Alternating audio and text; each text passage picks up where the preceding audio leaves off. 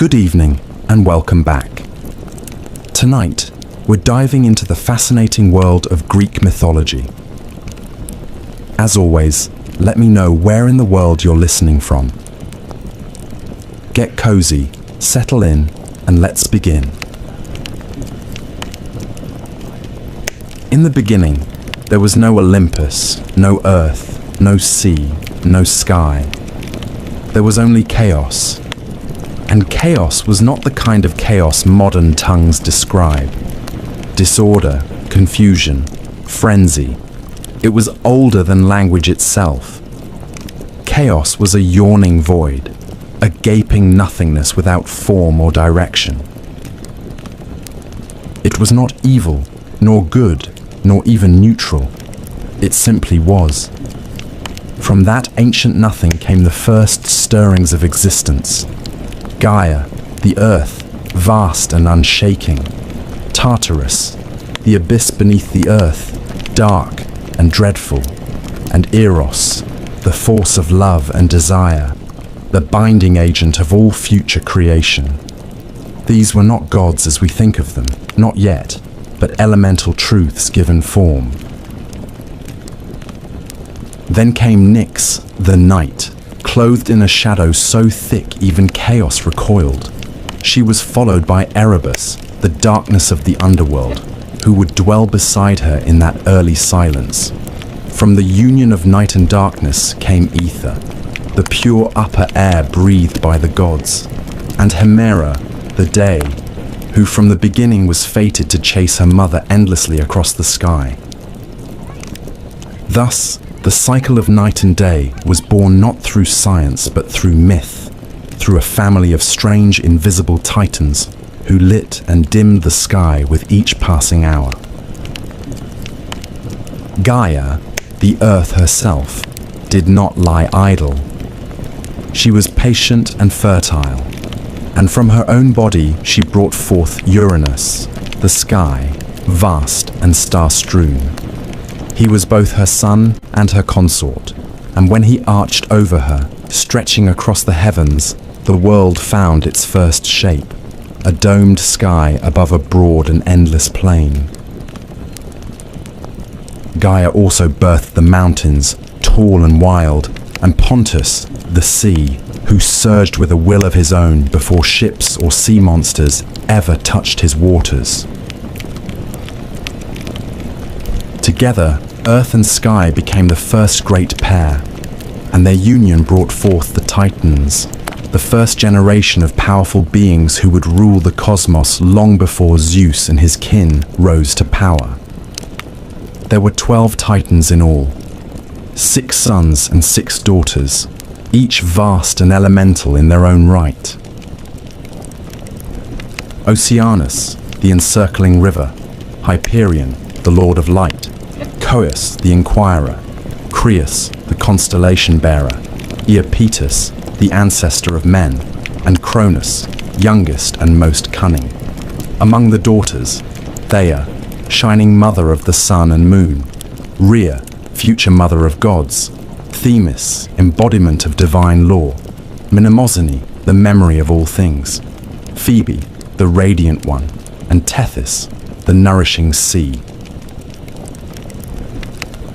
But Gaia's womb was not finished with them. She bore monstrous children as well, beings of strength and dread. First came the Cyclopes, Brontes, Steropes, and Arges, each with a single eye burning like a forge in the center of their brow. They were the smiths of lightning, strong and simple, and they feared no god nor giant.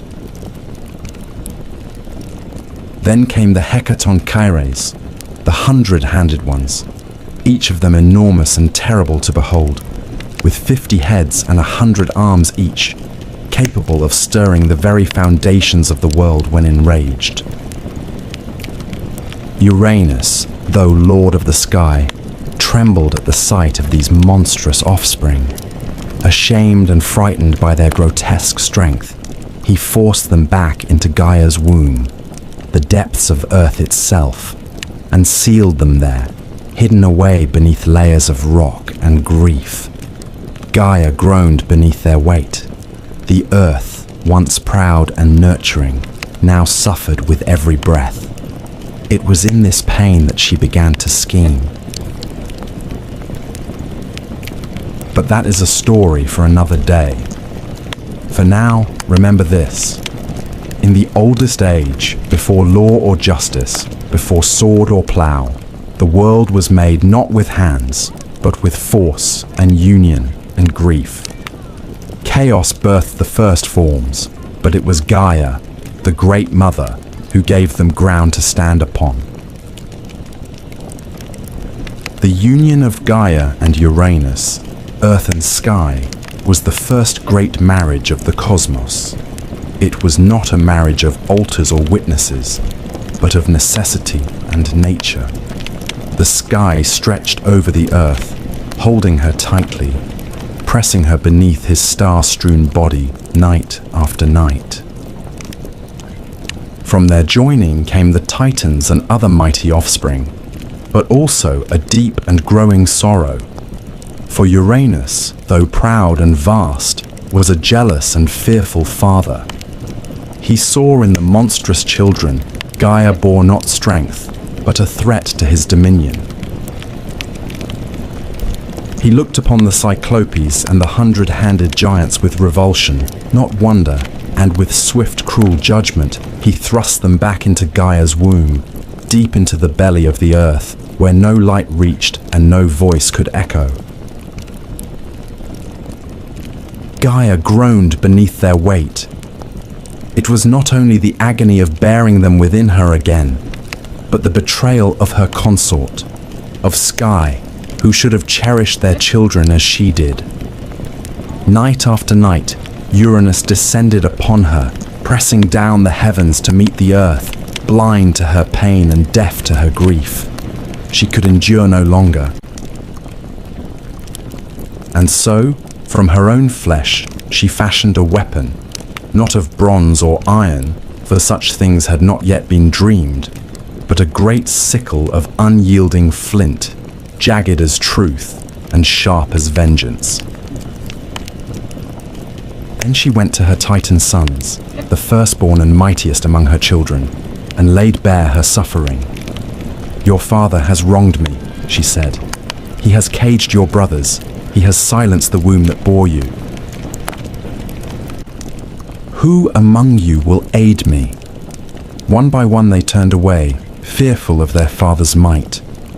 Only Cronus, the youngest, the shrewdest, the one with watchful eyes and a patient heart, stepped forward. "I will do it," he said. "Give me the blade." So Gaia set the trap. She waited for Uranus to descend, as he always did, laying himself across her in the dark. And from the shadows, Cronus sprang. With a steady hand and no hesitation, he brought the sickle down upon his father. The sky shook with Uranus's cry as the blade bit deep, severing the source of his power. Cronus cast the bloodied flesh into the sea, and from the crimson foam that rose upon the waves, something new was born. A figure of impossible beauty, terrible and irresistible in equal measure. From that white froth came Aphrodite, goddess of love and desire, who would later cause kings to fall and empires to burn. She stepped ashore at Cyprus, radiant and serene, untouched by the violence of her origin. But Gaia's vengeance did not end with blood. From the droplets that fell upon the earth sprang other beings, the Furies, cloaked in shadow and vengeance, who would haunt oathbreakers and kinslayers until the end of days. The giants, who in time would rise up against the gods themselves. And the Meliae, nymphs of the ash trees, guardians of the wild and the old ways. Uranus, wounded and dethroned, vanished into the heavens, leaving the world to his children. Before he fled, it is said he spoke a final curse, one that would ring through time like a bell. Just as I was overthrown by my son, so too shall he be overthrown by his own. It was not a prophecy he invented, but a truth Gaia had already whispered, and Cronus heard it well. He took the sky's throne and wrapped himself in power, but from the moment he grasped it, he began to fear what his father had warned. Thus ended the reign of Uranus, the first king of the cosmos, and began the age of the Titans. Yet already, in the womb of time, the next storm was stirring.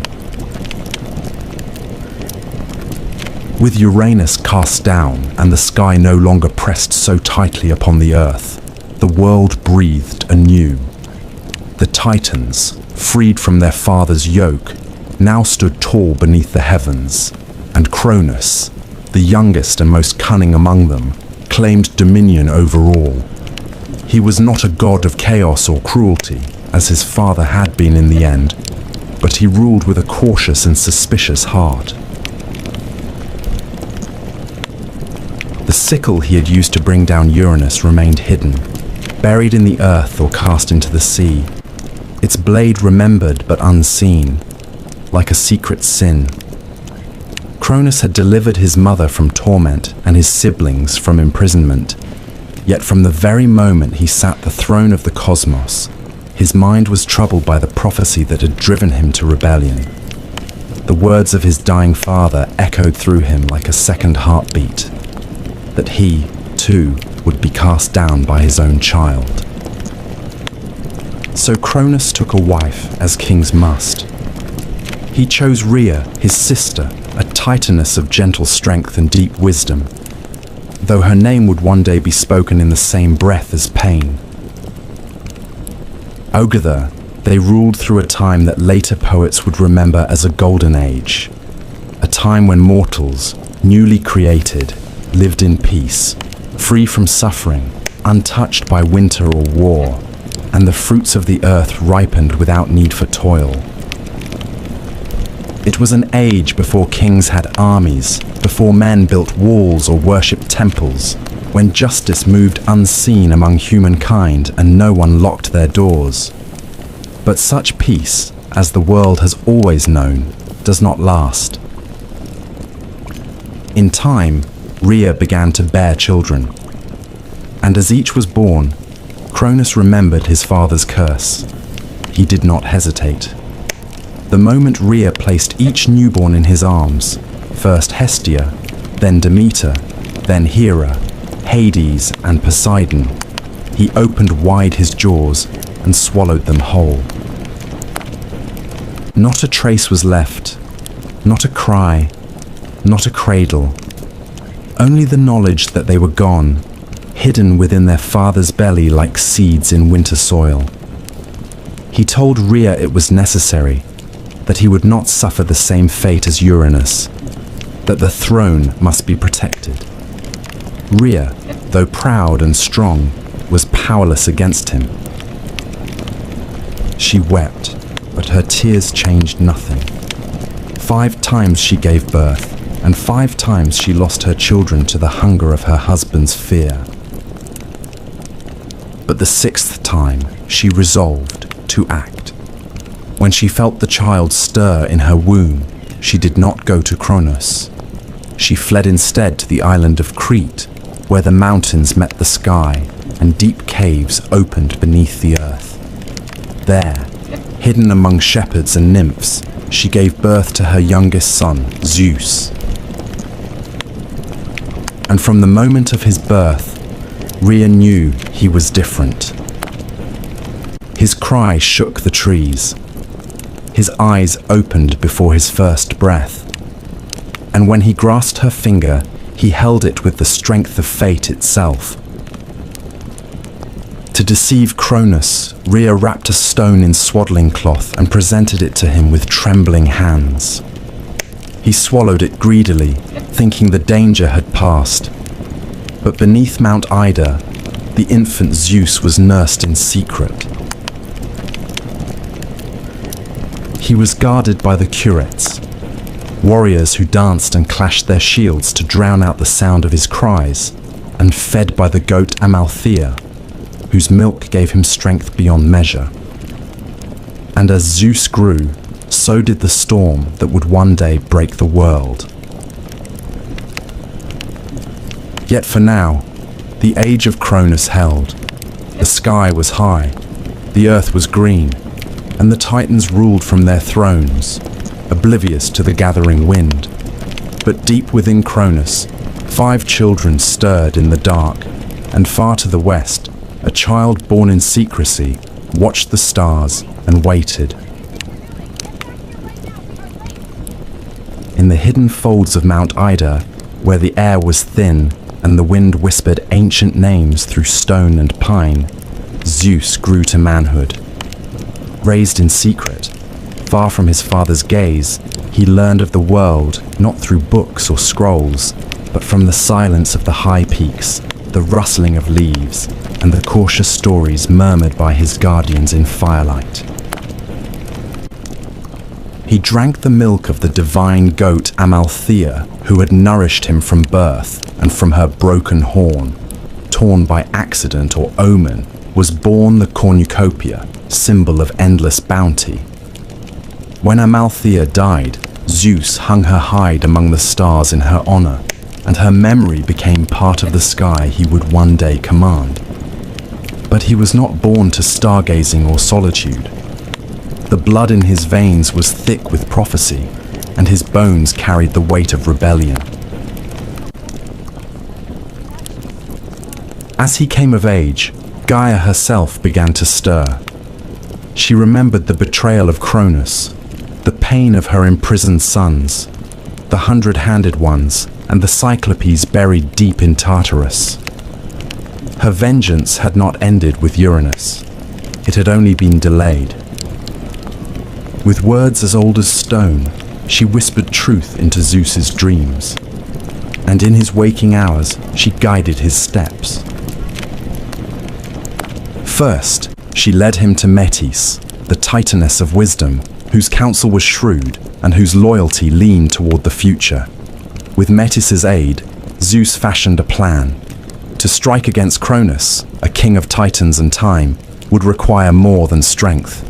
It would demand cunning. Zeus returned in disguise to the house of his father, and there, with Metis's craft, he offered Cronus a potion laced in wine, bittersweet and thick as honey. The drink stirred the old Titan's gut, and at last, with a shudder and a groan, Cronus vomited forth the children he had swallowed long ago. They came not as infants, but full-grown and gleaming, clad in the strength of gods, reborn into a world already poised for war. First Hestia, hearth and flame, then Demeter, goddess of the grain, then regal Hera, proud and sharp-eyed, then Hades, lord of the dead, and at last Poseidon, master of the deep. The 6 siblings stood together, for the first time as one, and looked to the throne that had cast them into darkness. They would not forget. But Cronus was not without allies. The Titans rallied to him, his brothers and sisters gathering atop Mount Othrys, the old seat of power in the south. Oceanus remained apart, too old or too wise for blood feuds, but the others, Coeus, Crius, Hyperion, Iapetus, took up arms. So began the war the poets called Titanomachy, the clash of Titans and Olympians, a war that tore across the heavens and split the earth to its core. For 10 years the battle raged without end. The sky darkened with storm and smoke. Thunder and fire echoed across the mountains, and the world below, still young and silent, watched in dread as its masters fought for the right to rule. The Titans held Othrys, tall and time-worn, while Zeus and his kin made their stand upon Mount Olympus, a peak still unscarred by war. The battles were terrible and unrelenting. Lightning tore open the skies, and tidal waves swallowed islands whole. Volcanoes bled fire, and winds howled like wolves. At times the war seemed endless, neither side able to land the final blow.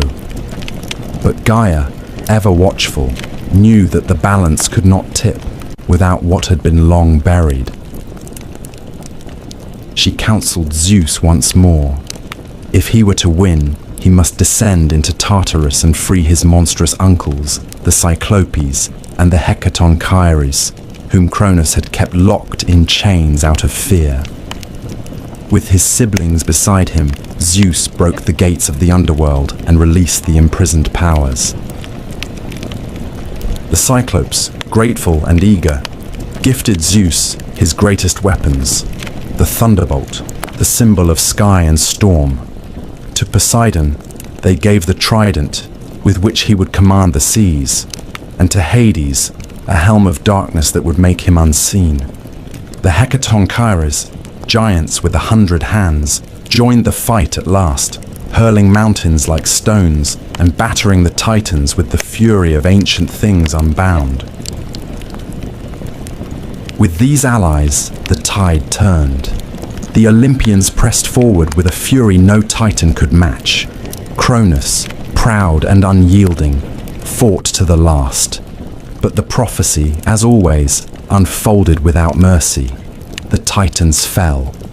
One by one they were driven down, cast from the high places of the earth. Zeus did not slay them. He imprisoned them, as his father had done before. Deep into Tartarus, they were hurled, bound in chains forged by the 100-handed ones, behind bronze gates that would never rust or break. Only a few escaped that fate: Prometheus and Epimetheus, who had sided with the gods, and Themis, who foresaw the justice of their rule. So ended the reign of the Titans. The sky cleared, and the world, scarred by fire and war, began to heal. The throne passed to Zeus, not by birthright, but by might and wisdom and fate fulfilled. Yet even as he claimed the heavens, the shadow of Cronus's curse lingered behind him, like the echo of an old song. For power, once seized, must always be watched, and no ruler, god or mortal, sits secure forever. When the war was over and the world lay quiet beneath the sky once more, the victors stood amidst the rubble of creation. The Titans were chained in the depths of Tartarus, their groans swallowed by that black abyss from which no echo returned. The old order had been broken, but with the storm of war ended, the gods faced a new challenge, perhaps greater than any battle, to rule. For conquest may be won with fire and fury, but rule demands judgment, patience, and division. The world was wide and wild, and filled with powers both known and yet unnamed. It could not be held by one alone. Zeus, eldest among the gods now born again, stood at the center of this new age. Though not the firstborn, he was first in might, first in cunning, and first to move when action was demanded. But the old laws, carved not on stone, but into the bones of the cosmos itself, did not grant him sole dominion. He had two brothers, both tempered by war and made strong in their own right: Poseidon, who had driven the sea to foam in his wrath, and Hades, who had worn the helm of darkness and moved unseen through battlefield and cavern alike.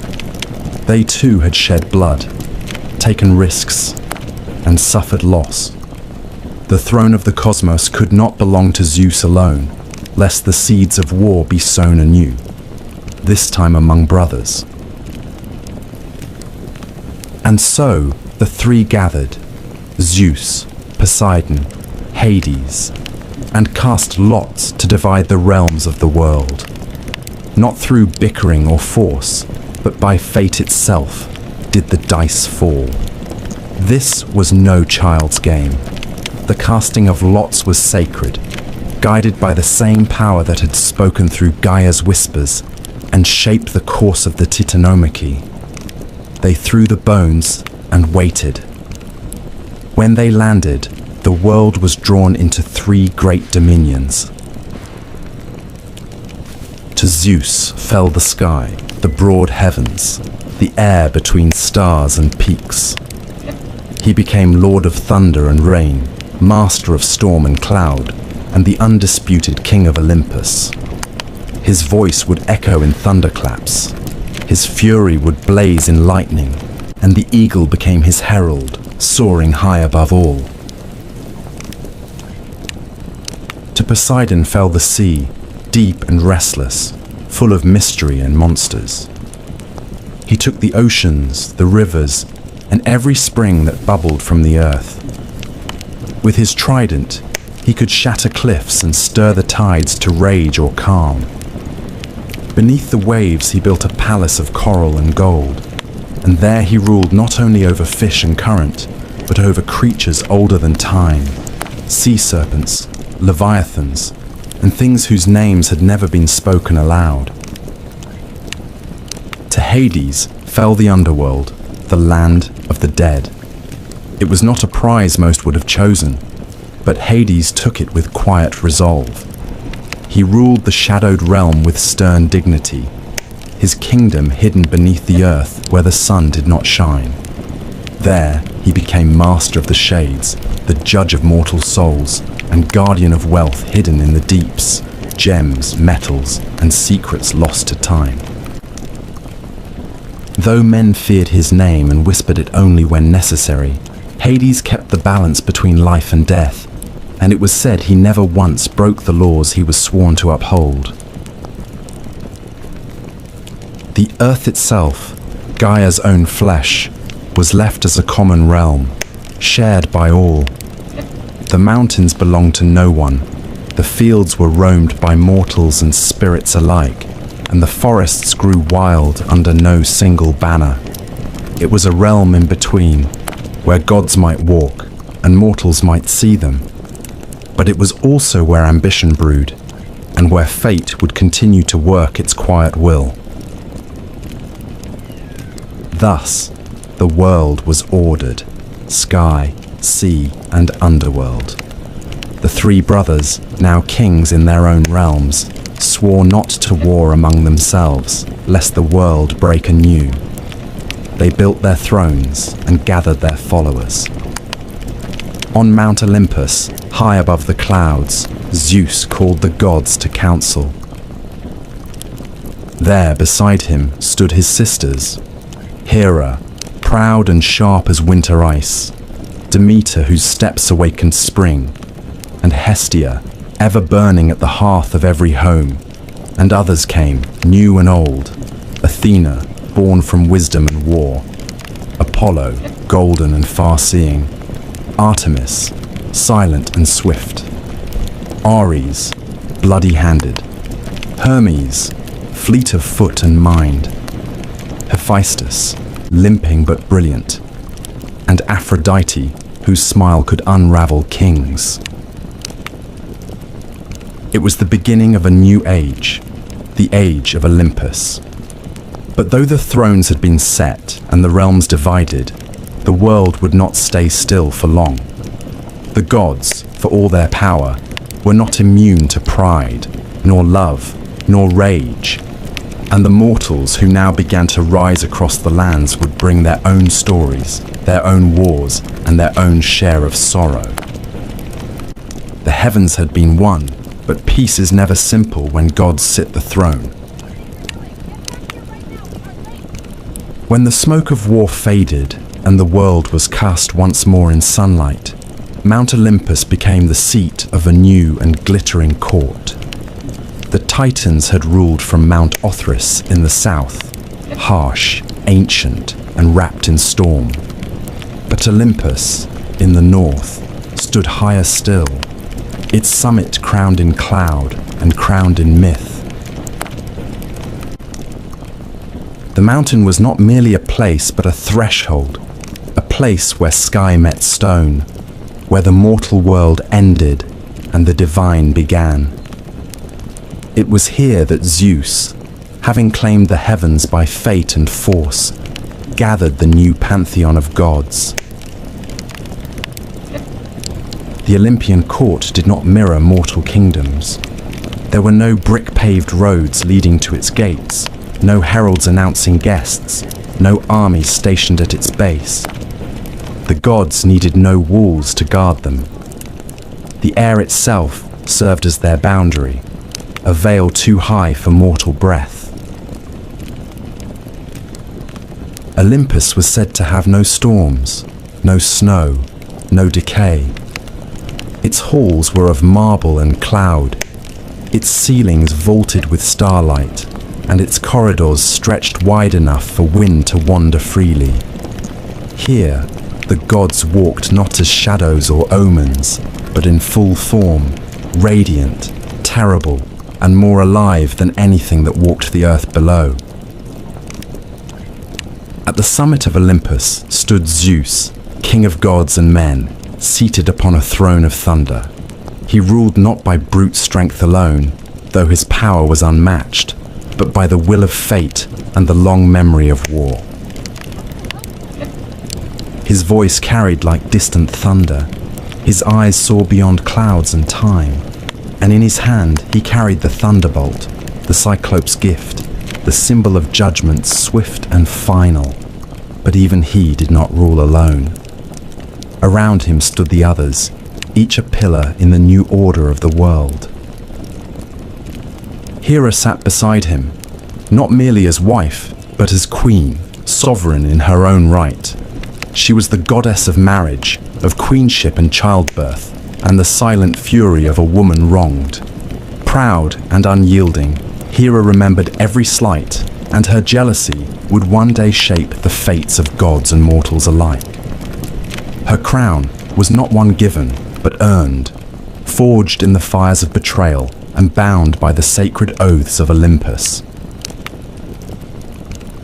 Demeter came next, the goddess of grain and growth. Where her feet touched the earth, the soil softened and seeds stirred. Her presence brought harvest and plenty, and without her, the fields grew barren. She did not sit high among the thunder and marble, but walked often in the world below, watching over the ploughmen and mothers who whispered her name at dawn. She was older than most, quieter than many, but none doubted her power. Then there was Hestia, goddess of the hearth, the firstborn of Cronus and Rhea, and the last to be freed from her father's belly. She asked for no temple, no grand myths, no wars or lovers. She tended the eternal flame in the center of Olympus and watched over every home and hearth on earth. Her power was gentle but ever present. For as long as fire burned in a household, Hestia lived there too. The younger gods came in time, some born in Olympus, others delivered by strange means. Athena was first among them, born not of womb, but of wisdom. When Zeus swallowed Metis, fearing her unborn child would surpass him, he thought the matter ended. But Metis did not die. She lived within him, whispering, scheming, crafting knowledge in the dark. One day, Zeus groaned in agony, and with a blow to his skull, Athena sprang forth, fully grown, clad in bronze, spear in hand, her eyes clear and sharp as flint. She became goddess of wisdom, strategy, and just war, a virgin warrior with no patience for frivolity. Apollo and Artemis came next, twins born of Leto, a titaness who wandered long and weary to find a place to give birth. No land dared offer her sanctuary, for Hera's wrath was vast and vengeful. At last, the floating island of Delos accepted her, and there she bore her children. Apollo, golden-haired and bright, became the god of light, prophecy, music, and healing. His sister Artemis, swift and silver, was goddess of the hunt, of wild things and moonlight. Together, they marked a new generation of gods, restless, radiant, and intimately tied to the mortal world. Then came Ares, god of war and slaughter, son of Zeus and Hera, but beloved by neither. He was strength without discipline, rage without cause, and though his name was feared, he was not often honored. War followed him like a shadow, and he gloried in its chaos, but he was often bested by cunning and wisdom. His opposite was Hephaestus, the lame god of the forge, master of craft and flame. Born of Hera alone, or thrown from Olympus by Zeus, both tales are told, he found solace in metal, building wonders with hammer and fire. From his hands came armor, palaces, and automatons. Though limping and twisted, he was among the most indispensable of the gods. Aphrodite, goddess of beauty and desire, arrived not by birth but by foam, born of Uranus's severed flesh cast into the sea. She rose from the surf at Cyprus, as beautiful as she was dangerous. Love, lust, jealousy, and ruin followed her wherever she went. Even Zeus could not command her fully. She bound gods and mortals alike with a glance, and though she smiled often, it was never without consequence. Hermes, the trickster and herald, came last of this early court, son of Zeus and the nymph Maia. He moved swiftly between worlds, winged sandals at his feet, and a mischievous grin on his lips. He stole Apollo's cattle on the day of his birth, sang a song to cover the theft, and made himself indispensable before he could walk.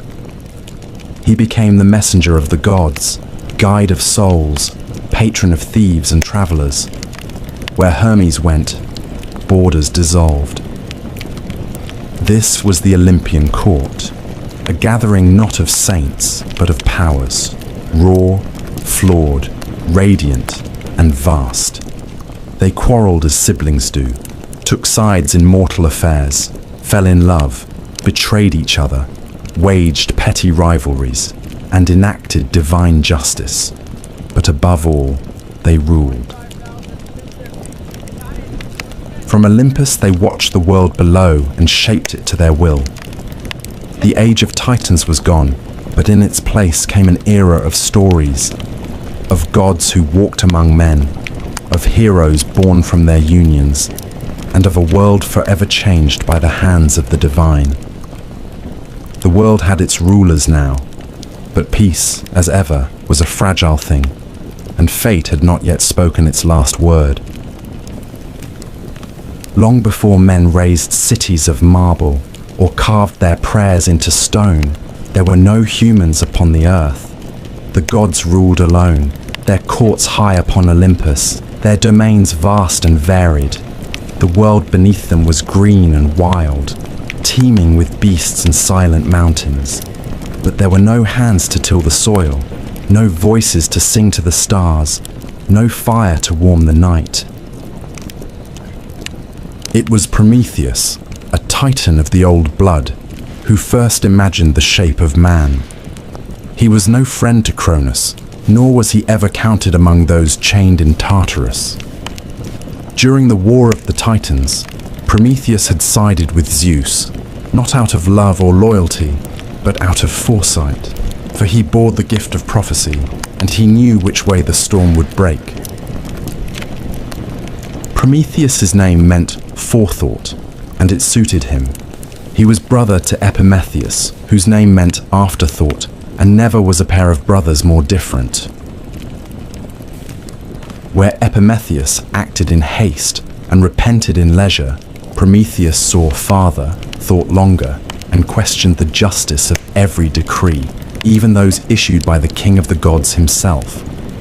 He walked the line between Titan and Olympian, old world and new, a creature of reason in a cosmos ruled by passion and power. It was he who first shaped mankind. Some say he sculpted them from clay beside the banks of a river, his fingers smoothing mud into limbs, his breath giving them life.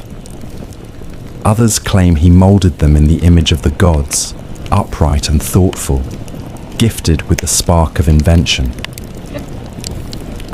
But however it happened, the first men were made, and they were weak, soft of skin, slow of foot, clawless, fangless, and lacking in both fur and fire. They were naked beneath the sky, trembling in winter, defenseless against the beasts of the world. Prometheus looked upon them and pitied them. He went to Olympus and asked that man be given a gift, something to help them survive, something to raise them above the level of animals. But Zeus refused. He saw in mortals not promise, but peril. The God King had only just seized his throne and was wary of new forces rising beneath him. "Let them live," he said, "but let them fear. Let them know their place beneath the gods." Fire, he declared, was the privilege of immortals. The hearth flame of Hestia, the thunderbolt of Zeus, the forge of Hephaestus, these were not for mortal hands. But Prometheus, stubborn and just, did not yield. In secret, he climbed to the heavens, stole a flame from the forge of Hephaestus, and hid it in a hollow fennel stalk. Carrying it down from Olympus, he gave it to man. For the first time, fire crackled beneath the stars, smoke rose in spirals above the treetops, light pushed back the darkness. With fire came warmth, safety, cooking, metal, language, craft. Humanity, once cold and voiceless, began to build, and with fire came defiance too. Zeus was not long in discovering the theft. His fury was terrible. To punish mankind, he commissioned the gods to create a gift, though it was a curse in disguise. Hephaestus shaped her from clay, a woman of perfect beauty. Aphrodite gave her charm, Hermes gave her cunning, and Athena clothed her in silver raiment. Her name was Pandora, meaning all gifted, and she was given a sealed jar, mistranslated in later ages as a box, containing the sorrows of the world, disease, toil, grief, madness, envy, and death itself. Epimetheus, ever the fool, took her into his home despite Prometheus's warnings. And when Pandora, driven by curiosity, the final gift of the gods, opened the jar, the evil spilled out into the world, like smoke from a fire too long confined. Mankind, who had known peace in their brief golden youth, now found themselves hunted by fate. Hunger gnawed at their bellies. War bled them dry. Age stooped their backs. Only hope remained inside the jar, some say by accident, others say by design. A flickering light amid the gloom. But Prometheus's punishment had not yet come. For the crime of defying Olympus, Zeus ordered him chained to a mountain at the edge of the world. Some say the Caucasus, others say a place lost to myth. There he was bound in adamantine chains, unbreakable and eternal.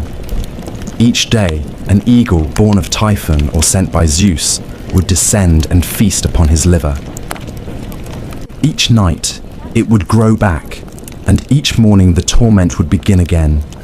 He was immortal, and so the suffering could not kill him. He endured it for generations, long after kingdoms rose and fell, long after men forgot the gods who made them. And yet, even in chains, Prometheus did not repent. He knew a secret, a truth Zeus feared above all, that one day the king of the gods would fall, not by blade or rebellion, but by his own seed.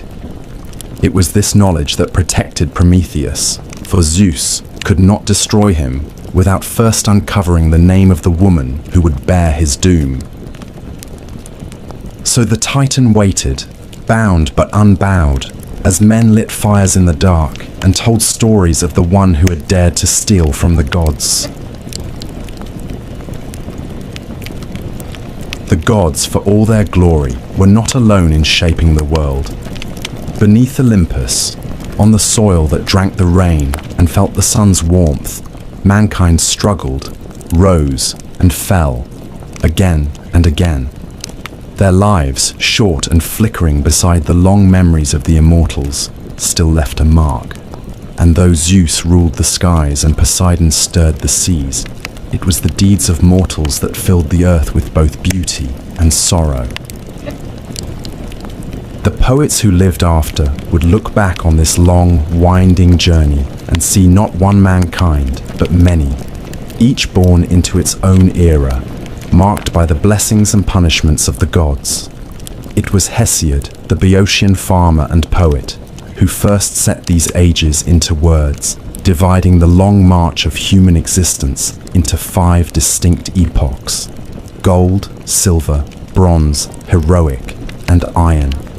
Each was less than the one before, save one. In the beginning, there was the Golden Age, and it was unlike any time that followed. It came during the reign of Cronus, before the gods had learned to fear rebellion, and before the earth bore the weight of iron or war. In those days, men lived like gods themselves, free from pain, untouched by age, and unburdened by toil. The earth gave forth her bounty without coaxing, offering harvests in every season. There was no need for laws or swords, no need for kings or coins. These early mortals knew no hunger, no sickness, no grief. When their time came, they did not wither or suffer, but died as if falling into sleep, their spirits becoming guardians, pure and watchful, wandering the world as kindly daimones, protectors of justice and peace. Theirs was a life of harmony, and theirs was the closest any mortal would ever come to Eden. But the Golden Age passed, as all golden things do. With the fall of Cronus and the rise of Zeus, the Silver Age dawned, a time of beauty dimmer and souls less noble. These mortals grew tall and strong, living long lives, but they lacked the wisdom and restraint of the golden race. They lingered in childhood for 100 years, ignorant and pampered, only to grow into violent, arrogant men who refused to honor the gods or heed their decrees. They built no temples, gave no offerings, and mocked the laws of Olympus. For this, Zeus struck them down. Their spirits did not become guardians or watchful daimons, but faded into the underworld, pale and forgotten. Theirs was a race lost to pride and disobedience, a mirror of divine fear come true. Then came the Bronze Age, born of ash trees, the same trees used for spears and shields. These were not gentle men. They were creatures of war, mighty and hard, their very flesh said to be forged from bronze. Their homes were bronze, their tools were bronze, their hearts seemed cast from the same metal. They lived for battle and died by it, sowing the world with blood and ash. They were terrible to behold, but not evil, only driven by the rhythm of war drums and the clash of arms. They built no cities, wrote no poems, carved no statues. When they died, they left little behind but shattered swords and empty fields. Even the gods did not mourn their passing. They sank into Hades without echo or prayer. Yet not all decline is steady. From the blood and smoke of the Bronze Age rose a brief and brilliant light, the Heroic Age, a time unlike any other. It was not part of the descent, but an interlude of glory before the fall. These mortals were greater than those who came before or after. They were the demigods, the sons and daughters of gods and men. They built cities, sailed seas, and carved their names into the memory of the world. This was the age of Perseus and Heracles, of Theseus and Atalanta, of Jason and the Argonauts, of Hector and Achilles and Odysseus. They fought great wars, against monsters, against foreign kings, and finally against each other at Troy. Many died young, and many more died forgotten, but their stories lingered, carried in song and stone, in epics and prayers. Some were granted a place in the Isles of the Blessed, far beyond ocean's edge, where heroes dwell in peace and sunlight forever. The heroic age did not last, but while it burned, it lit the world. And then came the age that Hesiod called his own, the Iron Age, where we still dwell. This is a time of sorrow and toil, a world grown old and heavy. Men now labor from dawn to dusk, planting seeds in bitter soil, raising children amid war and famine, growing old with pain and fear. In the Iron Age, bonds break easily, between friends, between kin, between guest and host. Justice, once tall and golden, now walks with her eyes averted. Lies are many, oaths are cheap, and the gods, if they still watch, do so with silence. In this age, mortals build towers but forget their ancestors. They chase gold and power and cut down the forests that fed them. It is an age of struggle, and it is said that one day even this will pass. One day, the gods will turn their backs entirely. One day, Zeus will cast down his thunderbolt, and humankind will vanish like smoke on the wind. Yet for all that, the Iron Age endures.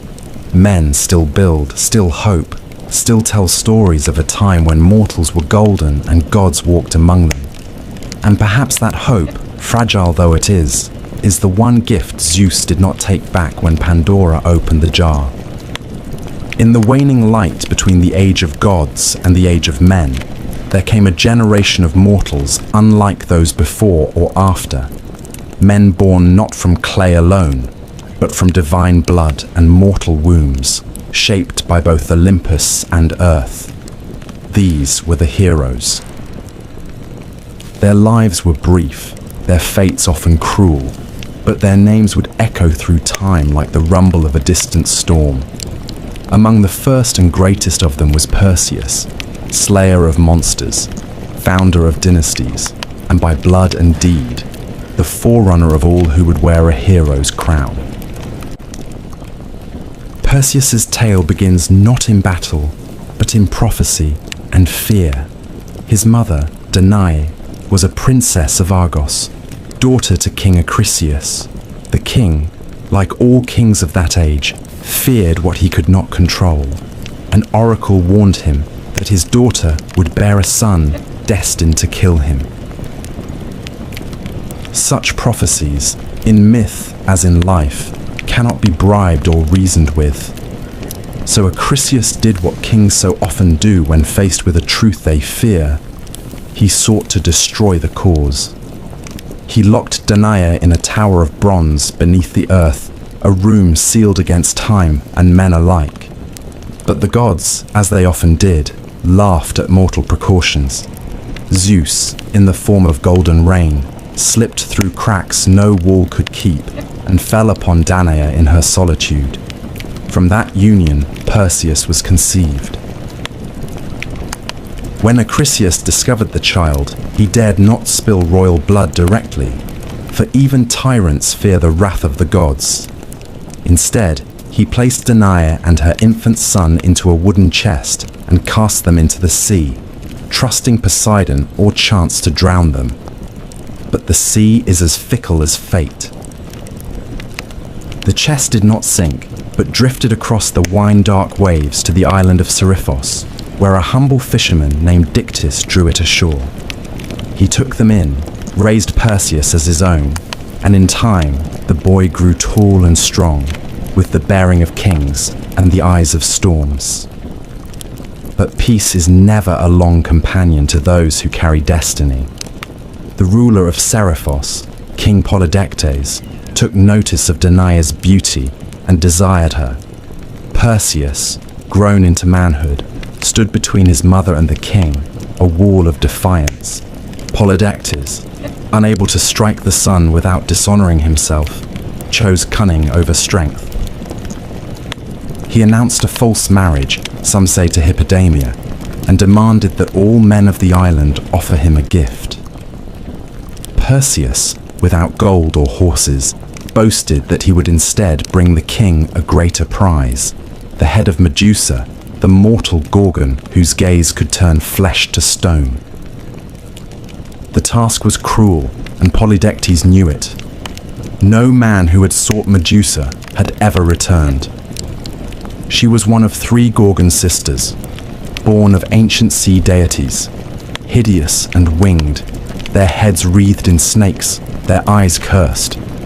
Only Medusa was mortal. Her sisters were immortal, and none could be approached without peril.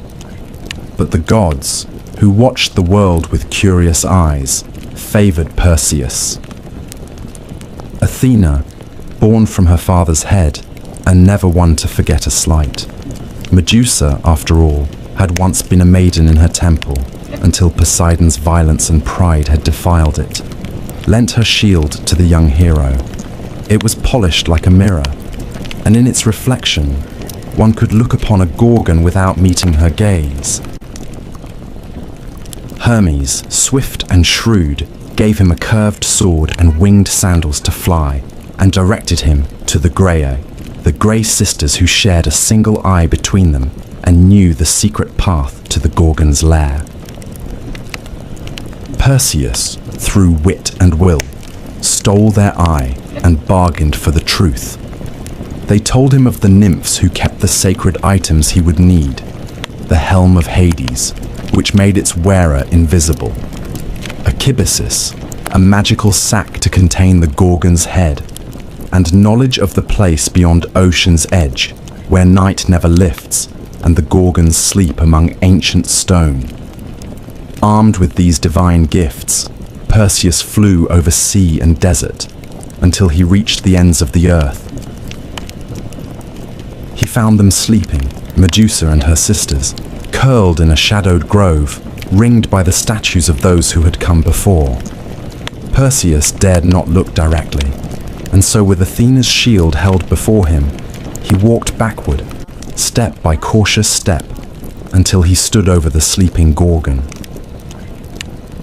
With one swift stroke, he severed her head, and from her blood sprang Pegasus, the winged horse, and Chrysa, the warrior with a golden blade, children of Poseidon, born in death. As Medusa's sisters screamed and clawed the air, Perseus vanished into mist, hidden by the helm of darkness. The deed was done. He returned by the long road, his prize heavy in the sack, its power undiminished.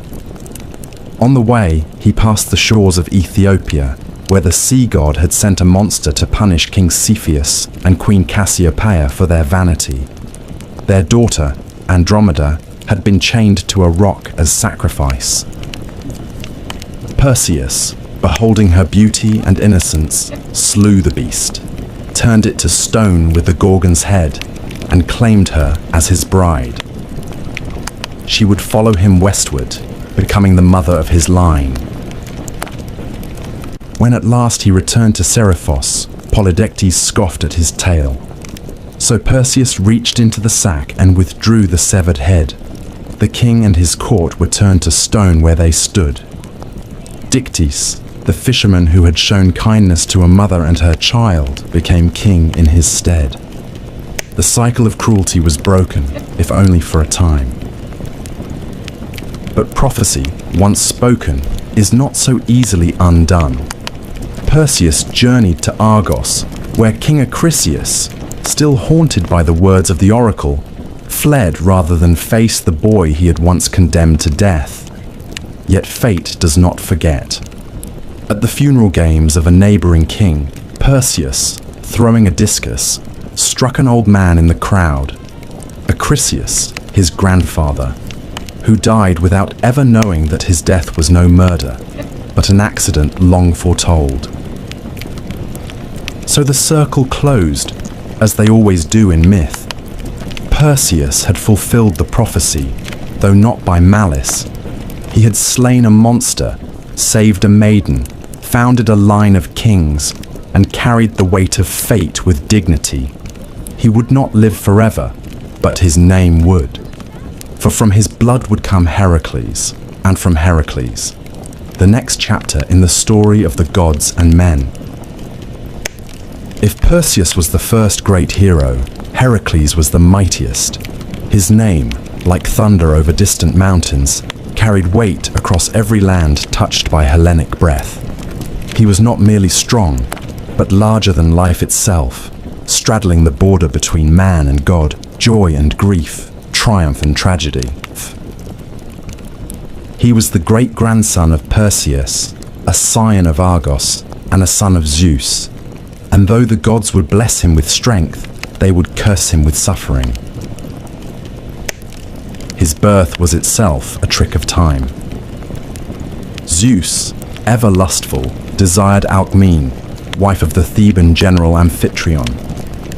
Disguised as her husband, the king of gods lay with her, extending a single night into threefold length.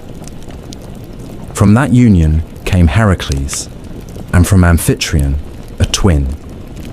Iphicles, mortal and unblessed. Hera, as always, watched from her throne with a cold and bitter eye. She knew her husband's ways, and she knew too well the threat that this child, half god though he was, might one day pose to her own dominion. Even in the cradle, Heracles bore the mark of the divine. Hera, seeking to destroy him early, sent 2 serpents into the nursery to strangle the infant. But the child reached out with plump hands and throttled them both, one in each fist, before any nurse could scream. From that moment, his fame began to grow. As a youth, he trained in all the arts befitting a nobleman: music, archery, wrestling, and chariot driving.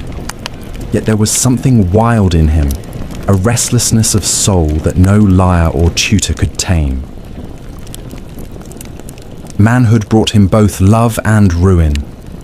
He married Megara, daughter of the Theban king Creon, and for a time lived in peace, fathering sons and defending his city. But Hera had not forgotten. In a fit of divine wrath, she clouded Heracles' mind with madness. Raging through his own halls, he slew his wife and children with the same hands that had once cradled them. When the madness passed and his vision cleared, he beheld the blood and ruin of his own house. His cries reached Olympus, but no god answered. To atone, he sought out the oracle of Delphi. The Pythia, speaking in riddles, told him he must submit to the will of Eurystheus, king of Tiryns, his cousin, lesser in strength, but greater in fate. Only through servitude, through suffering, could Heracles earn redemption. Thus began the 12 labours, deeds so great and terrible that even the gods took notice. The first labour was to slay the Nemean lion, a beast whose golden hide could not be pierced by mortal weapons. Heracles cornered it in its cave and strangled it with his bare hands.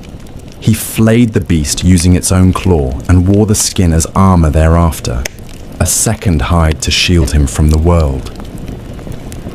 The second was the Linnaean Hydra, a serpent with 9 heads, 2 of which would grow back for everyone severed.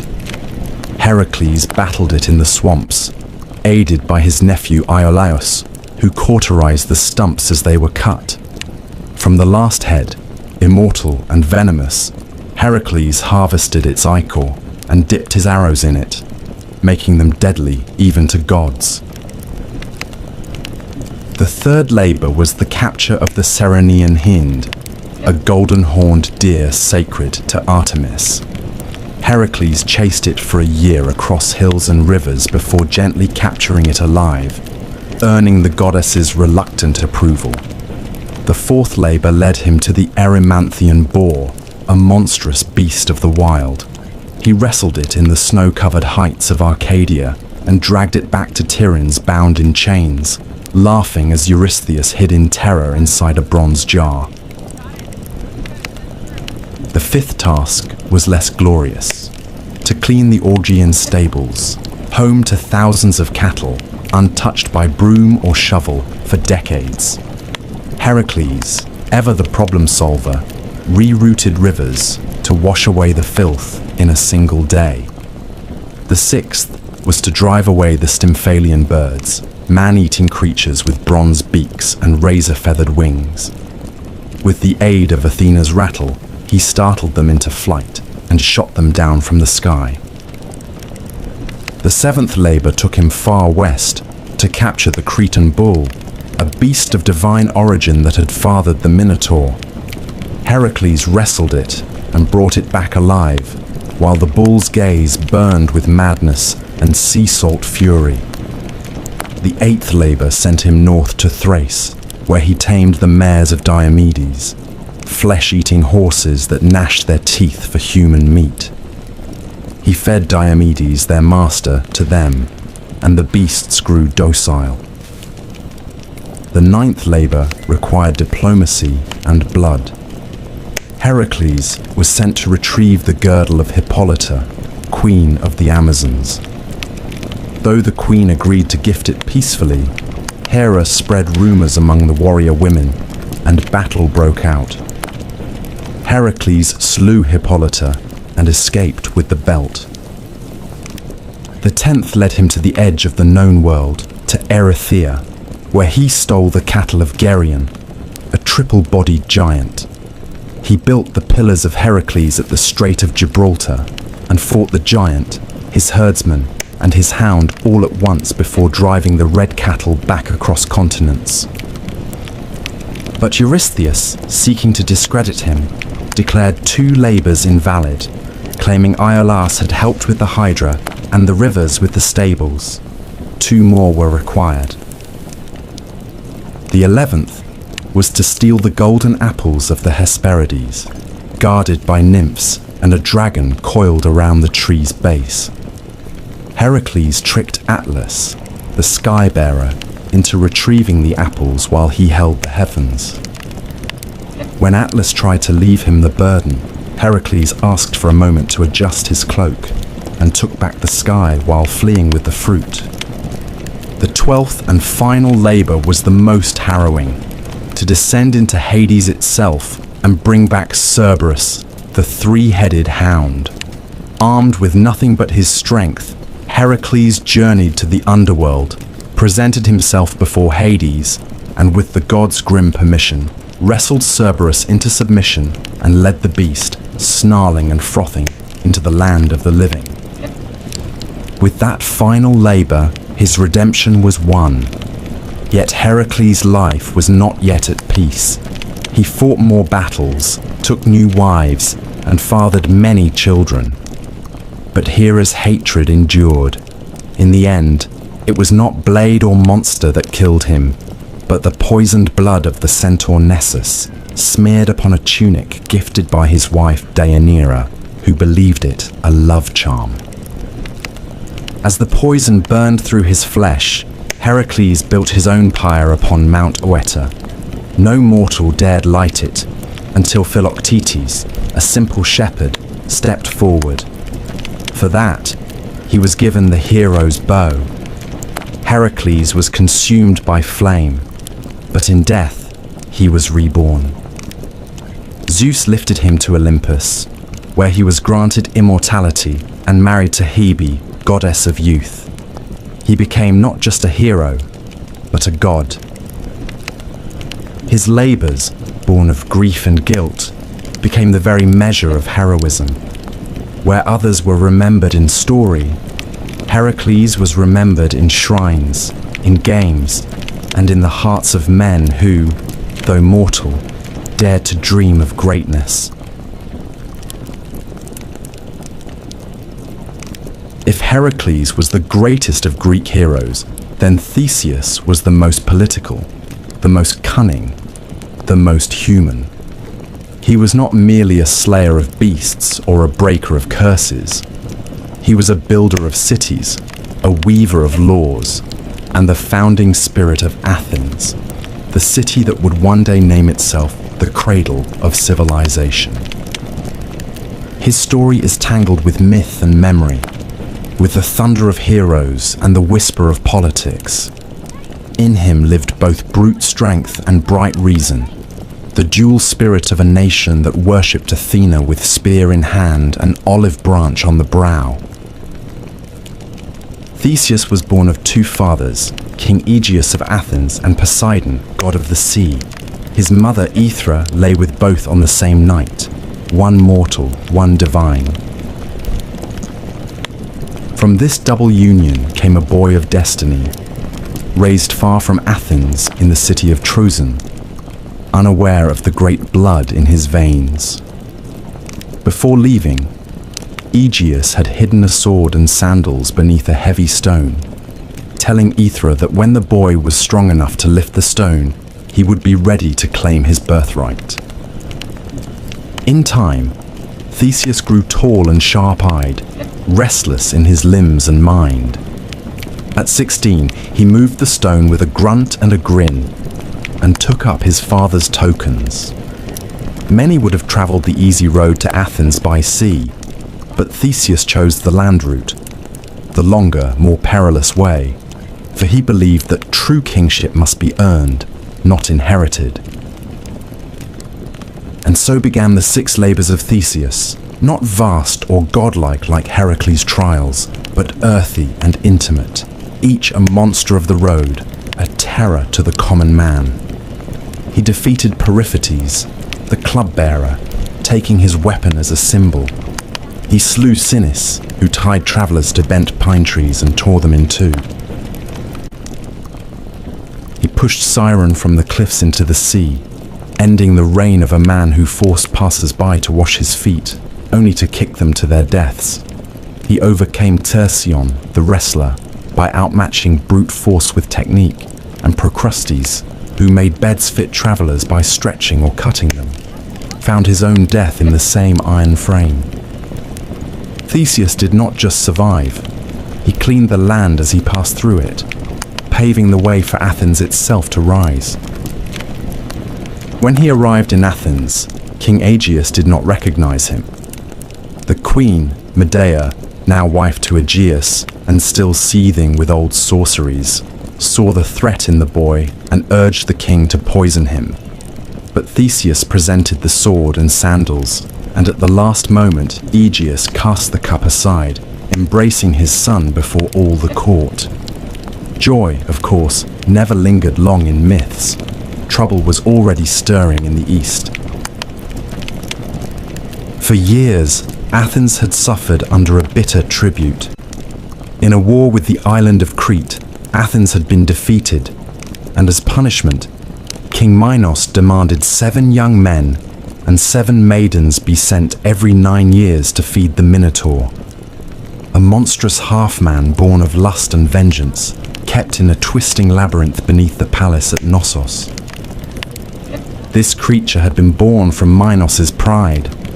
When Poseidon sent a bull from the sea, Minos was meant to sacrifice it, but instead he kept it for himself. In punishment, the gods cursed his wife, Pasiphae, to fall in love with the beast. From their unnatural union came the Minotaur, Asterius, horned and violent, a living shame sealed away in the maze designed by Daedalus, the great inventor. Theseus, learning of the tribute, volunteered himself among the chosen. He would go not as a lamb to slaughter, but as a hunter into the lair. Before departure, he promised his father that if he succeeded, he would return with white sails upon his ship. If he failed, the sails would remain black. Upon arrival in Crete, fate turned again. Ariadne, daughter of Minos and half-sister to the Minotaur, saw Theseus and loved him. She gave him a gift, a ball of thread, a clue, and the secret to the labyrinth's winding paths. That night, Theseus entered the maze. In its dark coils, where stone turned endlessly into stone, he found the beast. They fought without words, one prince against one nightmare. Theseus, armed with skill and a sharpened blade, struck the creature down, then followed the thread back into the light. He fled with Ariadne and the freed Athenians, sailing into the Aegean. Yet love, in Greek stories, is never simple. On the island of Naxos, Theseus abandoned Ariadne. Some say Dionysus claimed her for his own. Others say Theseus feared what a Cretan bride might mean for an Athenian throne. She woke alone and wept beneath unfamiliar stars. Theseus continued home, but in his sorrow or forgetfulness, he failed to change the sails. From the cliffs of Athens, King Aegeus saw black on the horizon and believed his son dead. Grief-stricken, he leapt into the sea, which still bears his name, the Aegean. Now king, Theseus did not rest. He unified Attica, the region around Athens, binding its villages into one city-state. He established festivals and games, temples and laws. He was a hero of governance as much as of combat. He ventured again and again into myth, fighting alongside Heracles against the Amazons, journeying to the underworld with Pirithous, his reckless friend, to steal Persephone herself from Hades. That journey ended in failure. Pirithous was swallowed by the earth, and Theseus was trapped upon the chair of forgetfulness, his memory eroded by the air of death. Only Heracles, on his own journey, tore him free. But time, as ever, turns. In the end, the Athenians, tired of kings and haunted by new heroes and new philosophies, drove Theseus into exile. He fled to the island of Skyros, where he was betrayed by a jealous king and cast from a cliff. His bones would later be retrieved by the Athenians and buried in honor, but at the time of his death, he was alone. No crowd, no crown, no chorus. And yet, his legacy endured.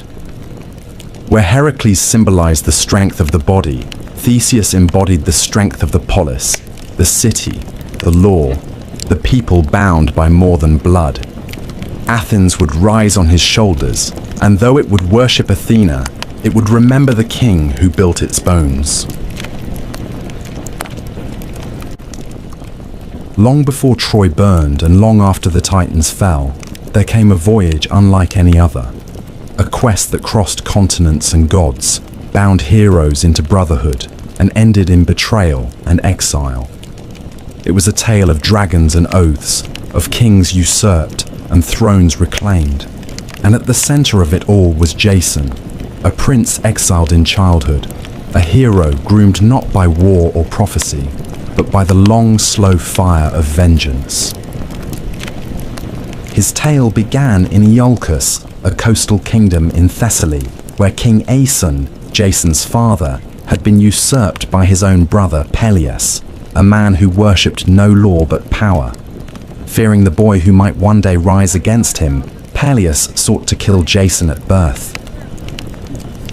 But Aeson, forewarned, sent the infant away, smuggled from court and raised in secret by the wise centaur Chiron, who had trained Achilles, Asclepius and other sons of fate. Jason grew strong in the wild, fed on honey and knowledge, his limbs hardened by hunting, his mind by songs of kings who had fallen and risen again.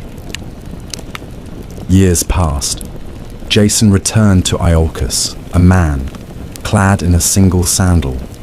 For as he crossed the river Anaurus, he had lost one in the muddy current, while carrying an old woman across. The woman, of course, was Hera in disguise, testing the young hero. When he entered the city, Peleus saw the one-sandaled stranger and turned pale. For the oracle had once warned him, "Beware the man who comes with one shoe." Jason, bold but not foolish, did not draw a sword or raise a cry. He spoke plainly. He was Aeson's son and rightful heir. Peleus, too shrewd to strike openly, feigned welcome and offered a test. "If you wish to be king," he said, "then prove yourself worthy. Retrieve for me the golden fleece from the far land of Colchis. Bring back that ancient prize, and I will yield the crown." The ram had flown him across the sea, and when Phrixus reached safety in Colchis, he sacrificed the beast in gratitude. Its fleece, gold as fire, was nailed to an oak in a sacred grove, guarded by serpents and shadow, watched over by King Aeetes, son of the sun god Helios. No Greek had ever gone there and returned. But Jason accepted the challenge. He summoned the greatest heroes of his time to join him, and they came, not as soldiers, but as volunteers, each seeking glory. Heracles came, and Orpheus with his lyre, Atalanta the huntress, Castor and Pollux, the sons of Zeus, Meleager, Theseus, Zetes and Calais, winged sons of the north wind, 50 heroes in all. Together they boarded a ship named Argo, built by Argus under Athena's guidance. In its prow, she set a piece of sacred oak from Dodona, a timber that could speak in prophecy. The ship itself was a character in the tale, whispering warnings and guiding fate. They sailed east, past shores and tempests, into legend. Their first trials were not of monsters, but of men. On Lemnos, they met a land ruled by women, who had slain all their husbands. There, Jason lay with Hypsipyle, queen of the isle, and begot sons he would never see grown. In Thrace, they encountered the blind seer Phineus, tormented by the harpies who fouled his food. The winged Boreads drove the creatures off, earning Phineus's prophecy, a path through the deadly clashing rocks, two cliffs that slammed shut like jaws upon any who tried to pass. At Phineus's advice, they released a dove. It flew through and lost only a single tail feather. The Argo followed at full speed, and the rocks caught her stern, but just barely. From then on, the passage remained still. The sea, it seemed, respected those who dared. At last, they reached Colchis, a land of fire and iron. King Aeetes did not kill them on sight. Jason was a stranger, and in that ancient world, strangers were sacred. But Aeetes agreed to grant the fleece only if Jason completed 3 tasks: yoke fire-breathing bulls, plow a field with them, sow it with dragon's teeth, and then defeat the warriors who would rise from the soil. These were not tests of courage, but of impossibility. It would have ended there, had the gods not intervened. Eros, at Hera's urging, struck Medea, daughter of Aeetes, with an arrow of love. She was a priestess of Hecate, versed in herbs and poison, untouched by men, cold as moonlight. But at the sight of Jason, her heart betrayed her. She gave him a potion to shield him from flame, taught him to hurl a stone among the earthborn warriors so they would turn on one another, and at last led him to the fleece itself, guarded by a serpent that never slept. Medea sang spells, and the beast sank into slumber.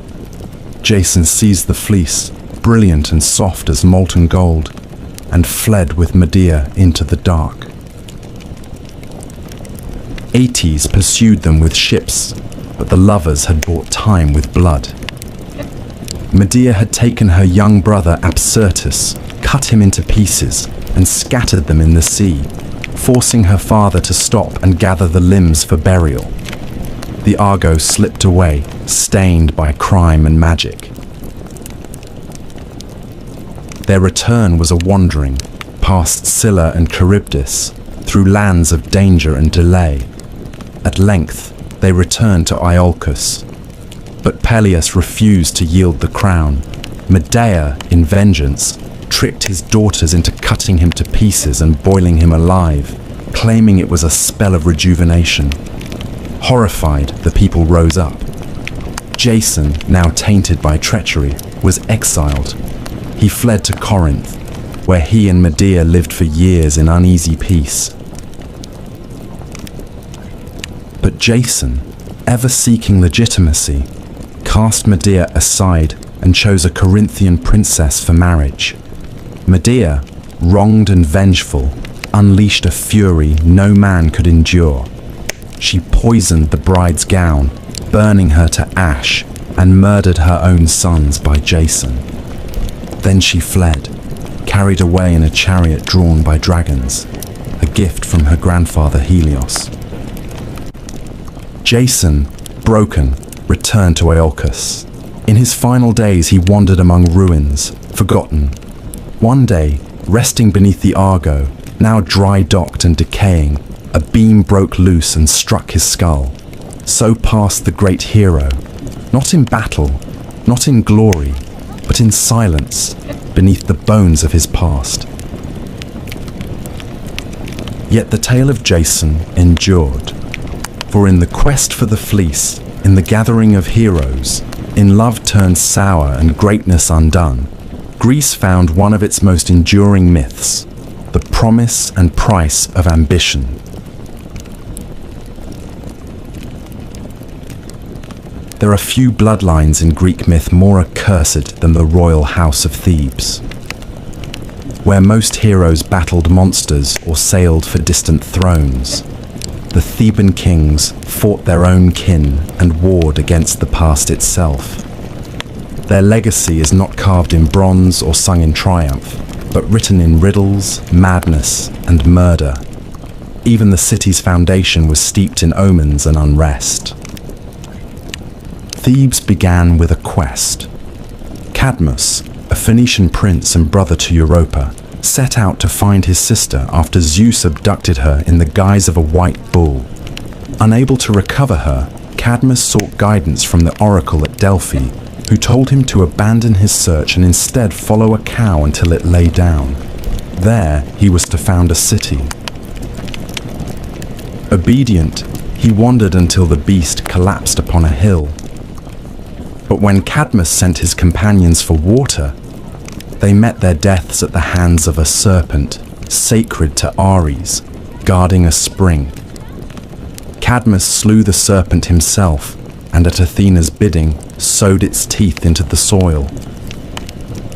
From the earth sprang armed warriors, the Spartoi, or sown men, who turned on one another until only 5 remained. These 5 became the noble families of Thebes, and Cadmus their king. But the slaying of Ares' serpent drew divine wrath. Cadmus served the war god for 8 years in penance. He married Harmonia, daughter of Ares and Aphrodite, and the gods themselves came to their wedding.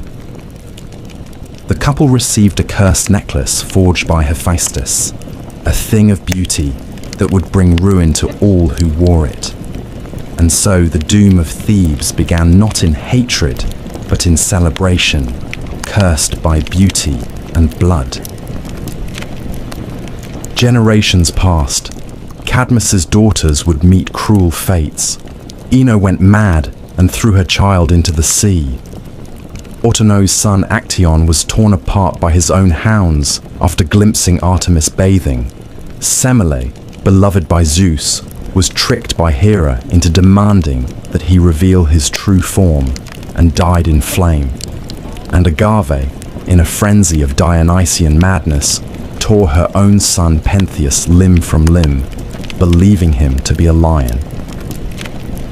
But it was through Cadmus's great-great-grandson Laius that the true tragedy would unfold. Laius became king of Thebes and took Jocasta as his queen. Yet the gods had not forgiven the line of Cadmus. An oracle came. If Laius ever had a son, that child would kill his father and marry his mother. As in all Greek stories, the warning was not enough to prevent the sin. Laius lay with Jocasta, and a son was born. Terrified, Laius ordered the infant's ankles pierced and bound, then gave him to a servant to be abandoned on Mount Cithaeron.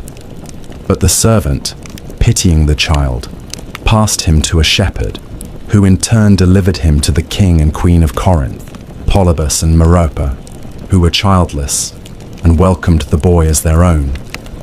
They named him Oedipus, meaning swollen foot, and never told him the truth of his blood.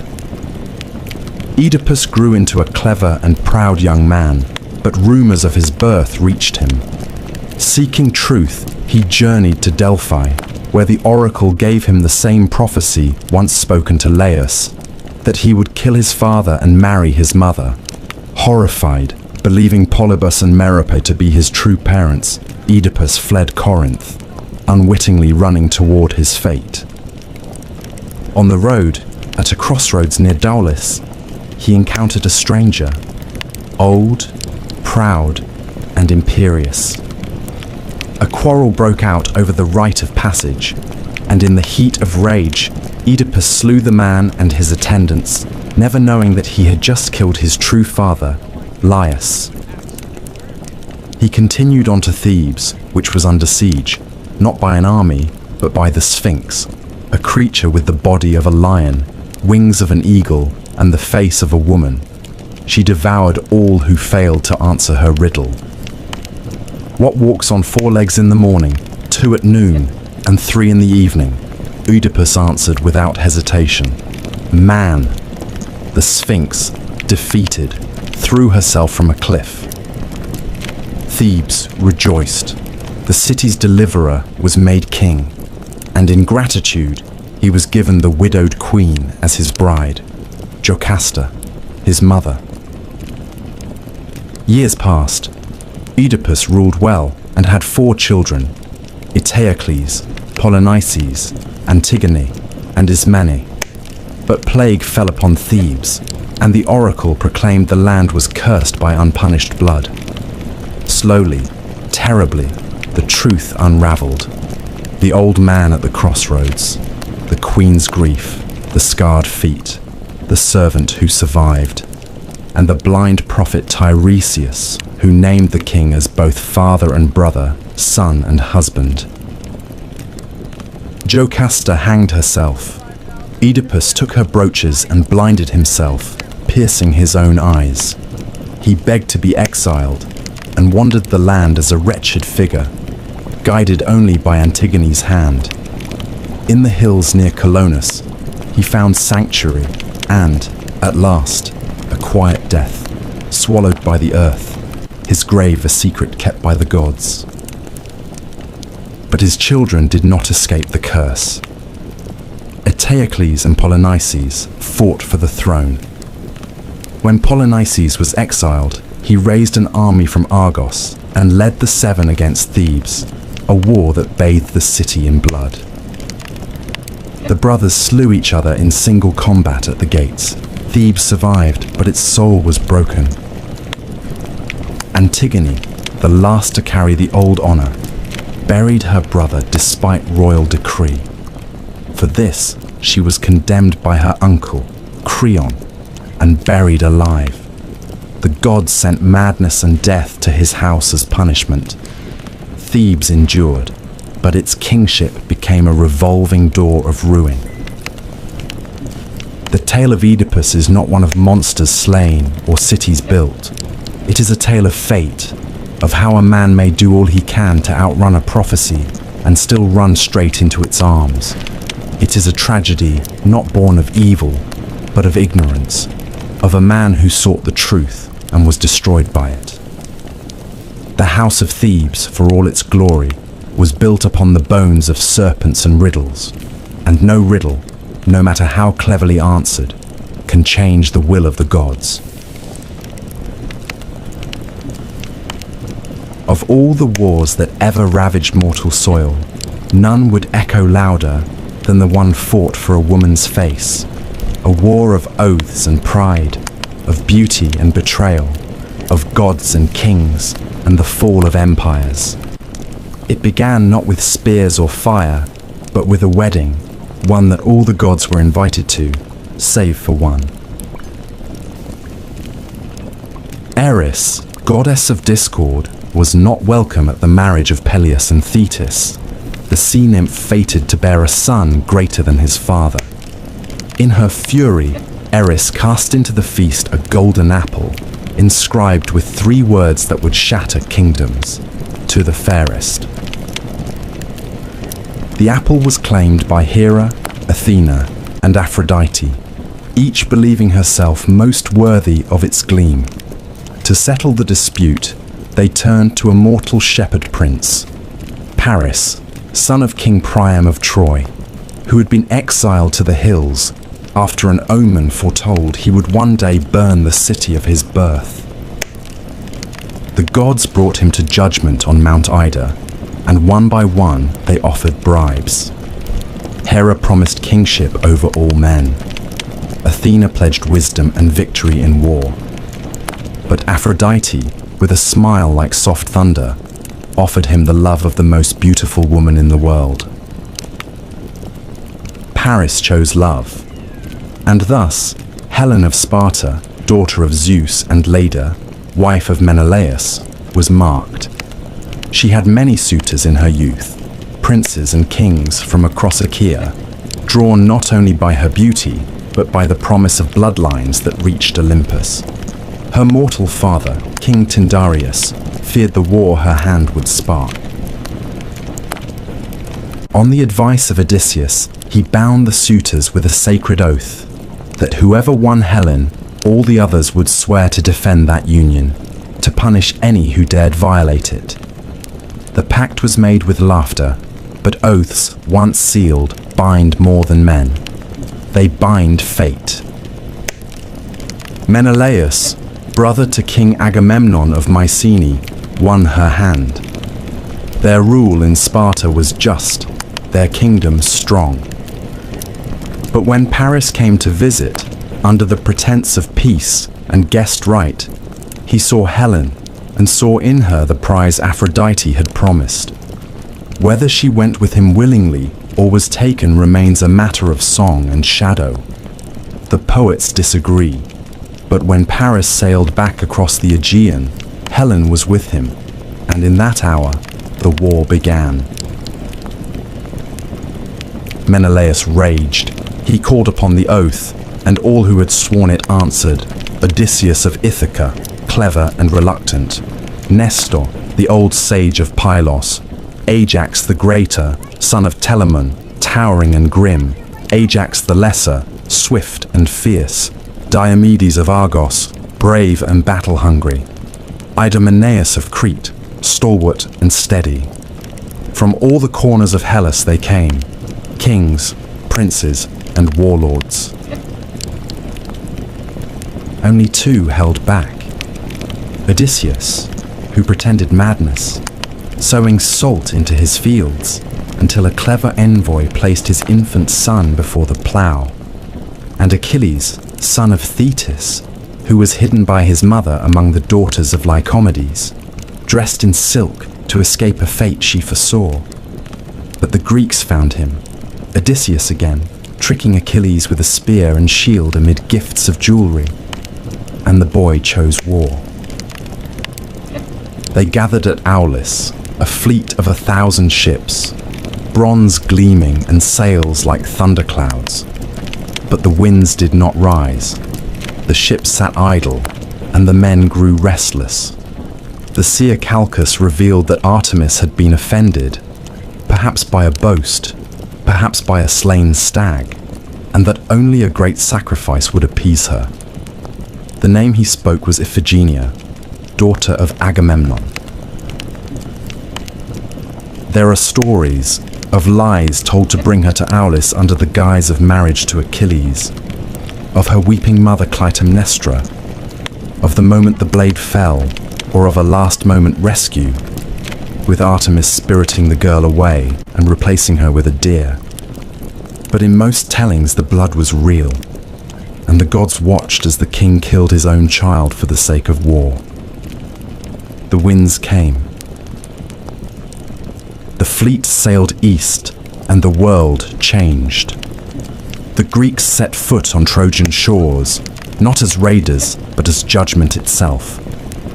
For 10 years they would camp beneath the walls of Ilium, the great city ruled by Priam, defended by his sons, Hector, noble and doomed, Paris, beautiful and weak, Deiphobus, Helenus, and the others. The gods chose sides. Hera, Athena, and Poseidon stood with the Greeks. Aphrodite, Ares, Apollo, and Artemis favored the Trojans. Only Zeus tried to stay above it, but even he would bend, pulled by fate and family. This was not yet the war of Homer's Iliad, which would begin in the 10th year. But the war itself had already begun, not merely with spears and walls, but in the burning of oaths, in the breaking of trust, in the sacrifice of daughters and the judgment of gods. It was a war born not only of love, but of pride, of divine rivalry and mortal vanity, of old curses and deeper fears. And it would end not with victory, but with fire.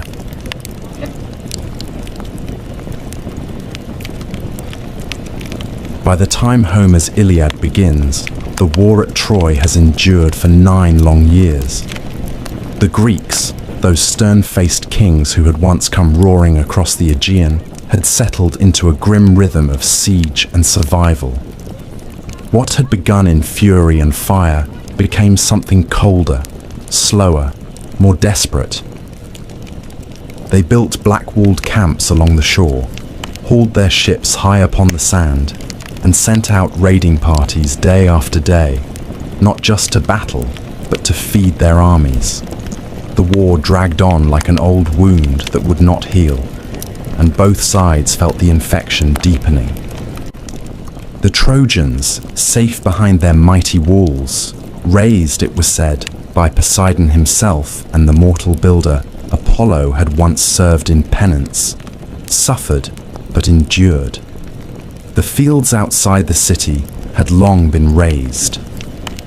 Their allies came from the east and north, Sarpedon of Lycia, Memnon of Ethiopia, and others, bringing new life to an old cause.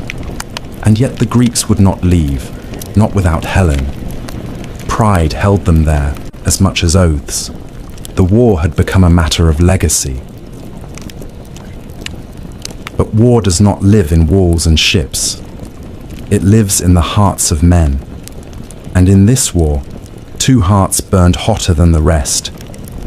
Agamemnon, king of kings, stern and imperial, and Achilles, son of Thetis and Peleus, unmatched in battle, fated to die young, and determined to make that death matter. The quarrel between these two would shatter the fragile Greek alliance. It began, as so many quarrels do, over a woman. In one of many raids, the Greeks had taken captives. Among them were Chryseis, daughter of a priest of Apollo, and Briseis, a princess of Lyrnessus. Chryseis was awarded to Agamemnon, Briseis to Achilles. When Chryseis' father came to ransom her, bearing golden gifts and reverent words, Agamemnon scorned him.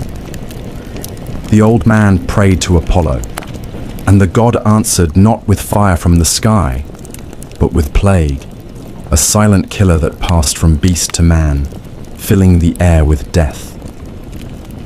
The prophet Calchas, at last, revealed the truth.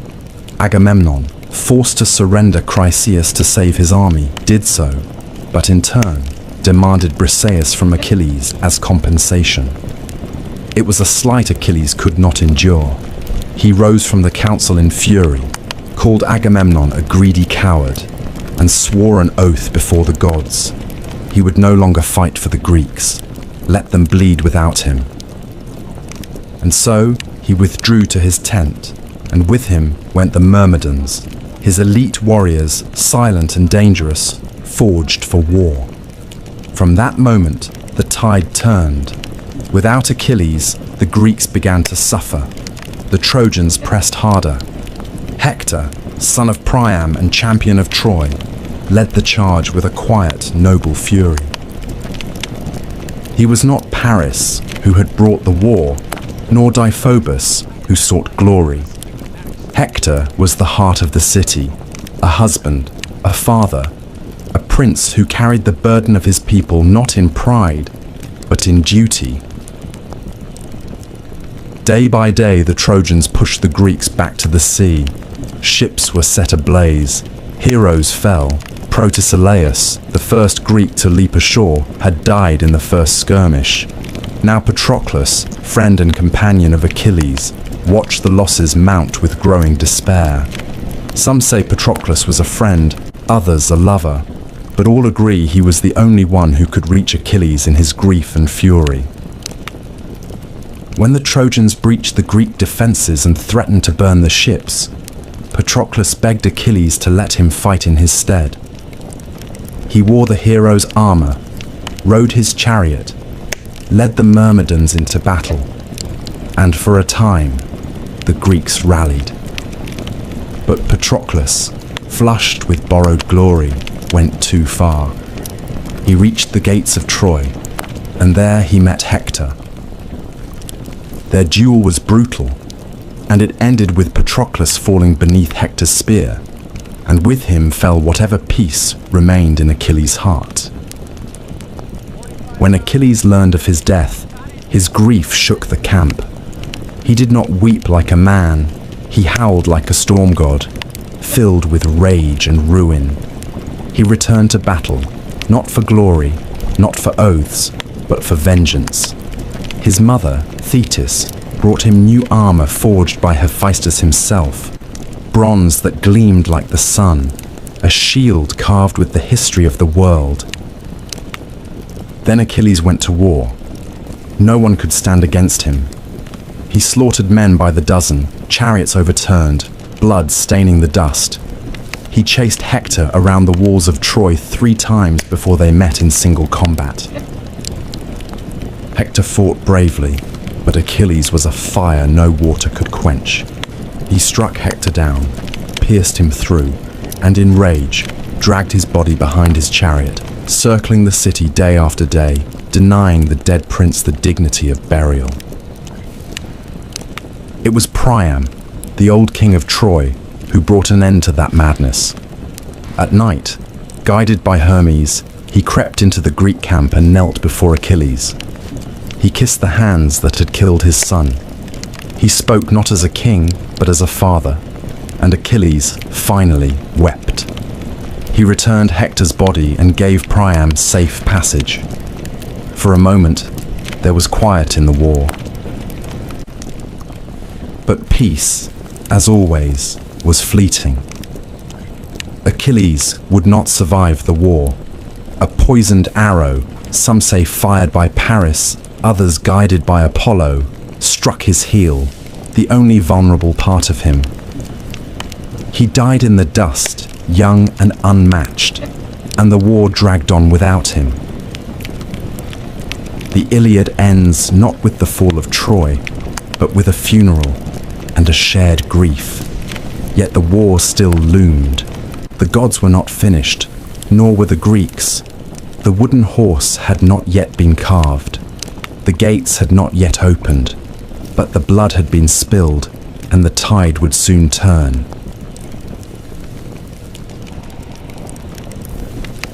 The war had bled the land dry. 10 years of siege had turned warriors into husks, kings into ghosts, and heroes into memories. Troy, once golden, stood behind its walls like an old lion surrounded by wolves. The sons of Priam had fallen one by one. Hector, the shield of the city, laid low by Achilles. Troilus, struck down while still a boy. Polydorus, slaughtered in betrayal. The Trojans fought with the desperation of men defending not just stone, but history. And yet they endured, year after year, while the Greeks grew weary and restless beside their smoking campfires. Then, just as the gods began to turn their gaze elsewhere, the Greeks vanished. At dawn, the Trojans climbed their towers and saw no sails upon the sea. The ships were gone.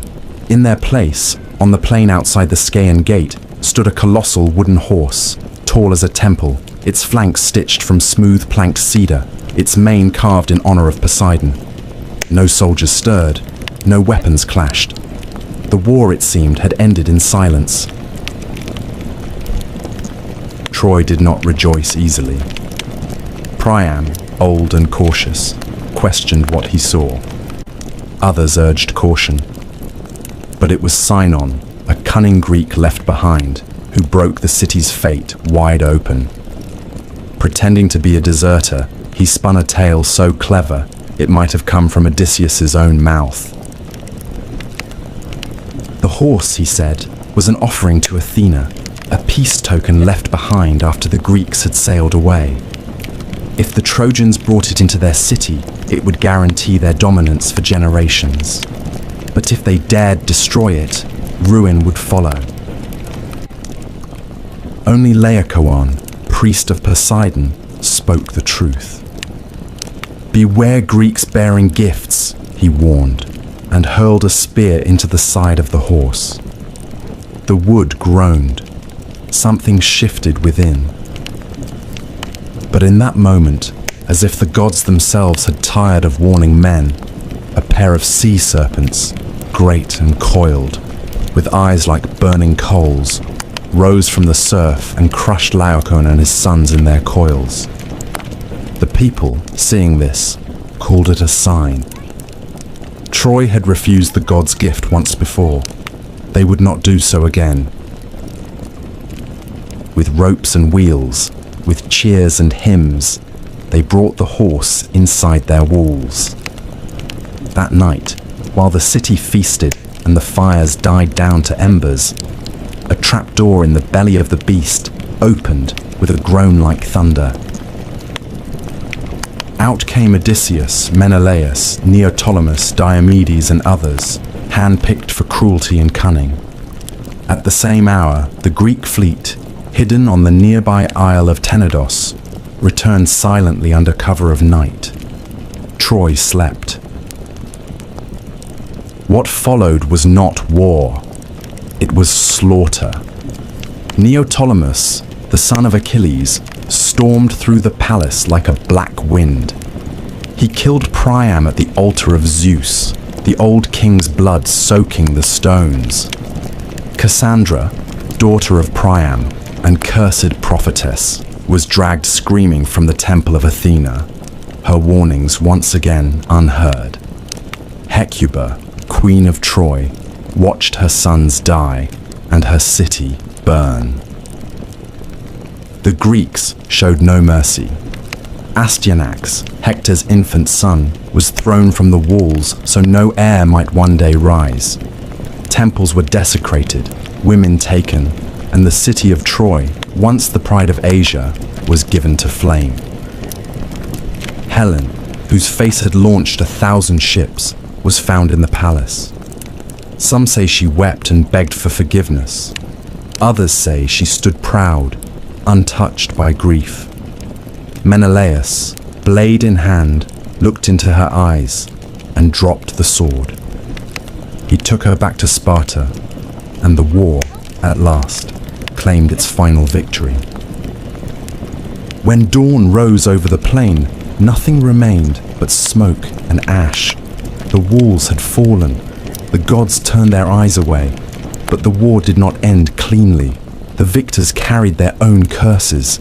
Ajax the Lesser, who raped Cassandra in Athena's temple, was drowned at sea.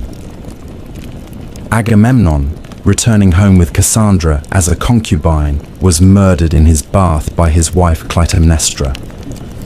The house of Atreus bled on.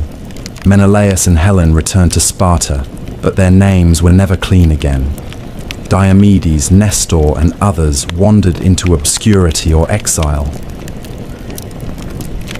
Odysseus, cursed by Poseidon, would not see home for 10 long years.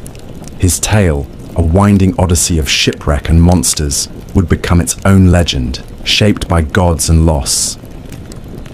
Only Aeneas, son of Anchises and Aphrodite, escaped Troy with his father on his back and his son by the hand.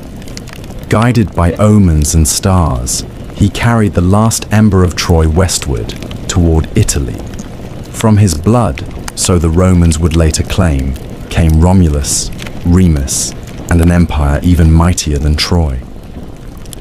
The fall of Troy was not just the end of a city, it was the end of an age, the heroic age, where men dined with gods, where glory mattered more than peace, and where fate was carved into flesh and stone.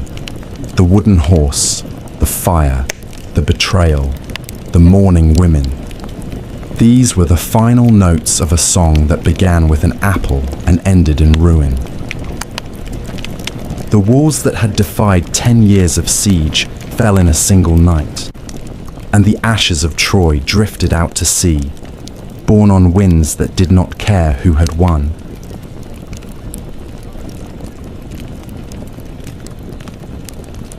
The fall of Troy was not the end of the story, but the beginning of another kind of tragedy, one not fought in open fields or high-walled cities, but on dark seas, in storm-tossed galleys, and in the crumbling halls of once proud kings. For those who survived the war, the journey home would prove far more perilous than the war itself. The gods, unappeased by the sack of Troy, turned their fury against the victors. The winds that had once carried them to war now scattered them like leaves across the face of the world. Agamemnon, the High King, returned first, or so it seemed. He sailed with Cassandra, the Trojan prophetess taken as a concubine, and brought with him spoils, stories, and the shadow of a crime. The gods had not forgotten the sacrifice of Iphigenia, his daughter, slain to appease Artemis before the war began. And in Mycenae, Clytemnestra, queen, mother, and widow in all but name, had not forgotten either. She had taken a lover in Agamemnon's absence. Aegisthus, a cousin with his own score to settle, descended from the cursed house of Atreus. Together they plotted murder beneath the roof Agamemnon had built. When the king returned, triumphant but weary, he walked into his palace as into a trap. Some say he was stabbed in the bath, others that Clytemnestra wrapped him in a robe and struck him down with an axe. Cassandra died too, screaming in a tongue none would hear, murdered at the threshold of a foreign land. Clytemnestra, bloodied and unrepentant, stood over her husband's body and claimed the act as justice. In that house, vengeance had become tradition. In time, vengeance came again. Orestes, son of Agamemnon and Clytemnestra, returned from exile and slew both his mother and her lover, urged on by Apollo and hounded by the Furies, ancient goddesses who punished kinslaying with madness. His was a tale of blood and absolution, one that would echo in Athenian courts and myths for generations. But his was not the only path home twisted by divine hands. Menelaus and Helen wandered long across the sea, driven southward to Egypt by contrary winds. Some versions say the Helen who went to Troy was only a phantom, and the real woman had remained in Egypt the whole time, waiting, unaged, while a war raged for her shadow. Others say she went willingly with Paris, and that Menelaus forgave her, wearied by war and longing for peace. They returned to Sparta at last, and ruled together in uneasy silence. But Helen's name, once a poem, had become a curse, and Sparta would never again rise as high as the day she left.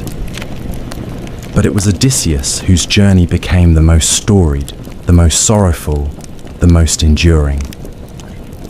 After Troy, he sailed not for home, but into a 10-year trial by sea, caught between the wrath of Poseidon and the whims of fate. He was no innocent. Odysseus had contrived the wooden horse and led the sack of Troy, and in doing so had desecrated temples and angered gods. Poseidon, in particular, had marked him for punishment. Odysseus's ship was hurled from island to island, each more strange than the last. He blinded Polyphemus, the Cyclops son of Poseidon, escaping with the clever name of Nobody. He dallied with Circe, the sorceress who turned his men into swine, and with Calypso, the sea nymph who kept him as a lover for 7 long years. He journeyed to the edge of the underworld, spoke with the dead, and heard the song of the sirens, tied to the mast while his crew rode with ears plugged by wax. He sailed between Scylla and Charybdis, lost all his men to storm and folly, and at last washed ashore, alone, on the island of the Phaeacians, who, moved by his tale, gave him a ship and safe passage at last. He returned to Ithaca in rags and silence, his beard long, his eyes cold.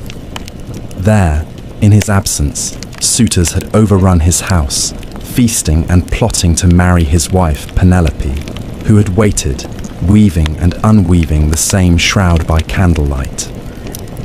Odysseus, with the help of his son Telemachus, his loyal swineherd, and the bow only he could string, slew the suitors one by one. Blood filled the great hall. Peace returned, but only for a time. The cycle of war and vengeance was never far behind. Many others fared worse. Ajax the Lesser was struck down by Athena for his crimes. Diomedes, though valiant in war, returned to find his wife unfaithful, and his city turned against him. He wandered west, founding cities, fading into legend. Philoctetes, who had slain Paris with Heracles' bow, found no welcome home and became a wanderer. Neoptolemus, the son of Achilles, was killed in Delphi, cut down at Apollo's altar, perhaps in penance for the blood he spilled at Troy. The Trojan War had promised glory. It had delivered only ashes. The heroes who had once stood shoulder to shoulder beneath the walls of Ilium returned to broken homes, bitter wives, hostile gods, and the hollow echo of songs that no longer matched the truth. In the end, there were no victors, only survivors. Before the walls of Troy ever stood, before heroes raised shields or ships touched the wine-dark sea, there was a deeper current of power, older than man, older even than war, the rule of the gods. Their stories are often whispered beneath the tales of mortals, but it was the Olympians who wove the very fabric of fate. And it was not always they who ruled. Before Olympus, there was chaos, and after chaos came Gaia, Uranus, Cronus, and the slow, violent birth of divine order. The age of the Titans had ended with fire and thunder. Zeus, youngest of Cronus's children, had risen against his father, freed his siblings from the belly of the sky god, and cast the Titans into the black pit of Tartarus. In their place rose the Olympians, 12 in number, though their names and thrones shifted with time. Zeus, Hera, Poseidon, Demeter, Hestia, Athena, Apollo, Artemis, Ares, Aphrodite, Hephaestus, and Hermes. Upon Mount Olympus, they built a new order, not kinder than the one before, but shrewder, more complex, and far more entangled with the fates of mortals. Zeus ruled from his golden throne, the thunderbolt always within reach, his voice law among gods and men. But his rule was not born solely from strength. He was a king who understood alliances, who rewarded loyalty and punished betrayal. He divided the world among his brothers, the sky for himself, the sea to Poseidon, and the underworld to Hades. Earth and Olympus they shared in uneasy balance. Around him, the new pantheon took shape. Hera, his sister and queen, reigned as goddess of marriage and childbirth, though her days were spent in fury and suspicion, for Zeus was never faithful. His liaisons were countless, with goddesses, nymphs, and mortal women alike, each union producing children who would rattle the world: Heracles, Perseus, Helen, Minos, and many more. Hera, ever watchful, punished his lovers and their offspring with wrath both cold and enduring. Beside them stood Athena, born not from a womb, but from Zeus's own skull, fully formed and armored, the goddess of wisdom and warcraft. She favored mortals who used cleverness over brute force, Odysseus above all, and guided cities like Athens to flourish under law and reason. Unlike Ares, who delighted in slaughter, Athena's warfare was disciplined and precise. Her presence marked the Olympian era as one of intellect as much as strength. Apollo and Artemis, twin children of Leto, brought light and shadow in equal measure. Apollo, golden-haired and radiant, ruled over prophecy, music, and healing. He claimed the oracle at Delphi, speaking in riddles through the Pythia, shaping kings and battles with a few cryptic words. Yet he could also bring plague, as he did upon the Achaeans at Troy. Artemis, his sister, roamed the forests untouched by men, a huntress and protector of wild things. She asked no permission and gave no forgiveness to those who trespassed her sacred groves. Demeter, goddess of the harvest, kept the earth fertile, except when her daughter Persephone was taken by Hades. In her grief, Demeter let the crops wither, and from her sorrow, the seasons were born. Her myth echoed through every field, every cold winter and warm spring, a cycle of mourning and return. Aphrodite, said by some to have risen from the sea foam where Uranus's severed flesh fell, ruled love and desire. Her beauty stirred both gods and mortals to madness. She bound men's hearts to ruin and pleasure alike. In the halls of Olympus, she was married to Hephaestus, the lame smith god, but gave her heart and body to Ares, the god of war. Together they embodied the chaos of passion and conflict. Hermes, Quicksilver son of Zeus, moved between worlds as messenger, thief, and guide of souls. He was the god of boundaries, both keeper and breaker of them. No door was closed to Hermes. He walked freely from Olympus to Hades, from feast to battlefield, a smile always playing on his lips. This new pantheon did not rule in silence. The Olympians were not distant creators. They were immanent, meddling, playing favorites, waging subtle wars through the hands of mortals. Unlike the Titans, who embodied elemental force, the Olympians were reflections of human nature elevated to divine scale. Their loves were messy, their grudges eternal, their pride vast. They helped and hindered as whim dictated. Cities were founded in their honor. Sacrifices were burned for their favor. Oracles spoke their will, and every home kept a flame for Hestia, goddess of the hearth, who asked for little and gave peace in return. Yet beneath all their grandeur lay a constant truth. Their power, though vast, was not absolute. They could be bound by oaths, tricked by mortals, and undone by time. Even Zeus, in his glory, was haunted by the same fear that doomed his father, that one day a child of his would rise to overthrow him. His union with Thetis was abandoned for this reason. She was wed instead to a mortal, Peleus, so that Achilles, her son, would die young and not ascend. In this, the Olympians were no different from men. They feared loss, clung to thrones, and fought to keep their order intact. But for a time, they ruled, their names etched into every marble temple, their deeds sung in every song, their symbols carved into shields and coins. The age of heroes had passed, but the gods still held dominion over the world of men. And yet, from distant lands and whispered prophecies, came the faintest echo of change. New gods stirred beyond the horizon. The temples would not stay full forever. But Olympus, for now, still stood.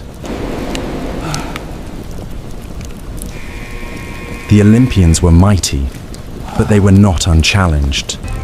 Even as temples to Zeus reached toward the sky and Athena's wisdom lit the minds of city-states, darker gods walked the earth. Gods of wine and madness, of death and rebirth, of things not carved into public altars but whispered in secret groves and torchlit caves.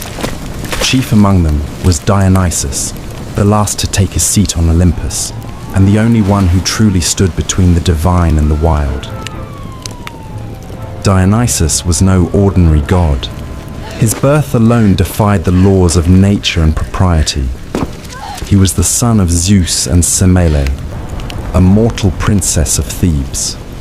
When Semele, tricked by Hera, demanded Zeus reveal his true divine form, she was consumed by his thunderous radiance. Yet from her ashes, Zeus plucked the unborn child and sewed him into his own thigh.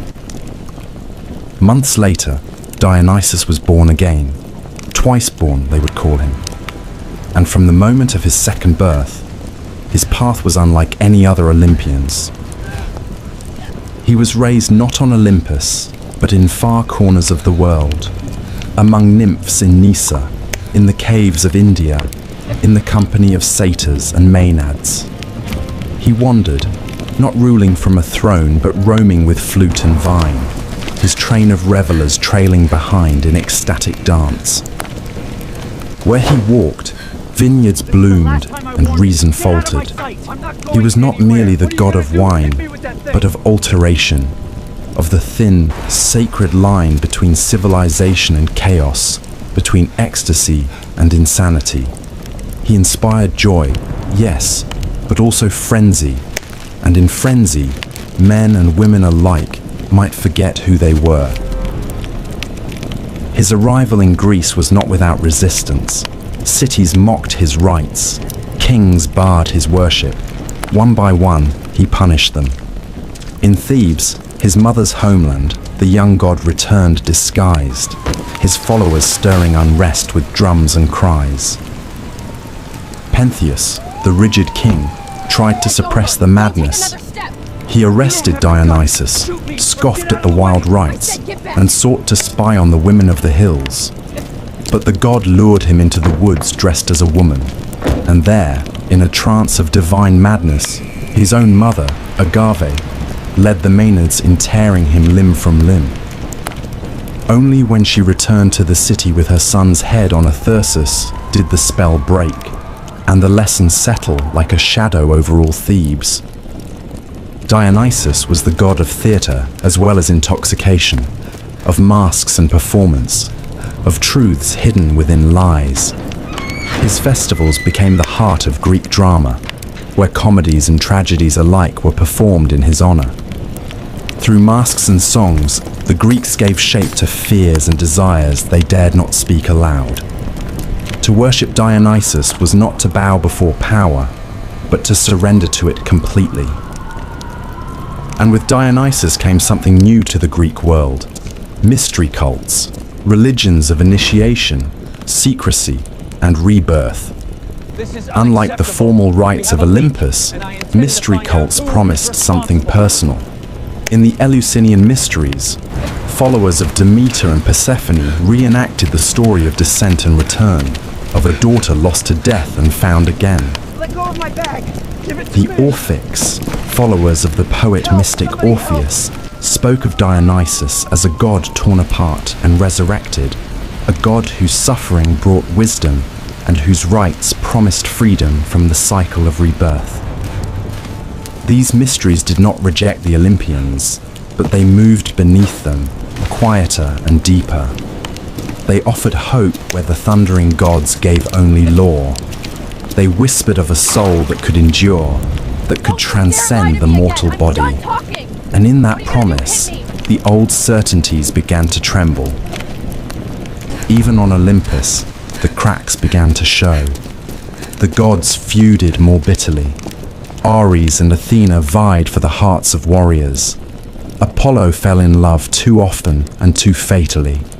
Hyacinthus, Daphne, Coronis, leaving death and transformation in his wake. Aphrodite, jealous and capricious, punished mortals for the very desire she stirred. The gods began to resemble the mortals they ruled, proud, fickle, wounded, and lost. In Dionysus, the Olympian order met its mirror and its undoing. He was divine, and yet lived as a wanderer. He brought joy, yet left madness. He tore down kings and raised up peasants. And most importantly, he changed the nature of divinity itself. The gods were no longer aloof and eternal. Through mystery, through ritual, through wine and song and madness, mortals could feel the breath of God within them, not in temples, but in themselves. And somewhere in the distance, beyond the wine-dark seas and the marble columns, new gods stirred. Rome was rising, the world was changing, and Olympus, for all its thrones and thunders, could already feel the wind shifting on the mountaintop. The Olympians, for all their immortality and glory, did not confine their stories to the high halls of Olympus. They descended again and again into the world of men. In the form of lovers, tempters, warriors, or punishers, they mingled with mortals and left behind not just oracles or omens, but children. These children of gods and mortals, demigods, were born into a world that neither fully embraced them nor could ever fully contain them. Some became kings, others monsters, but a few became legends, their stories lasting longer than the walls of Troy or even the temples of the gods who sired them. Foremost among these was Heracles, the son of Zeus and Alcmene, a mortal queen of Thebes. His conception was marked by trickery. Zeus came to Alcmene in the form of her husband, drawing out the night so that it lasted twice as long. From that deception, Heracles was born, already shadowed by Hera's wrath. For Hera, the queen of heaven, could never abide her husband's infidelities, and she made the life of Heracles a crucible of torment. While still in his cradle, she sent serpents to kill him, and the infant strangled them with his bare hands. Heracles grew into a man of impossible strength, but it was not brute force that defined his legend. It was penance. In a fit of divinely sent madness, Hera's vengeance again, he killed his wife and children.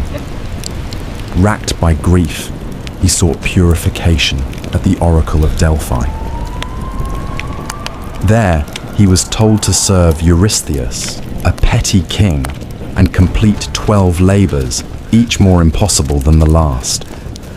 He wrestled the Nemean lion, whose hide no blade could pierce.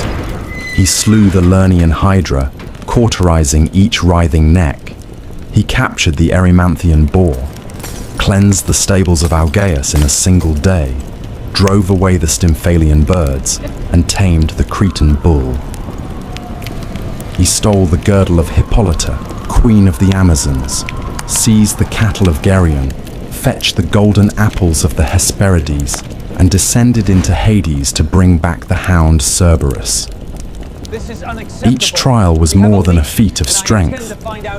They were encounters with death, with the edge of the world, with the very fabric of human suffering.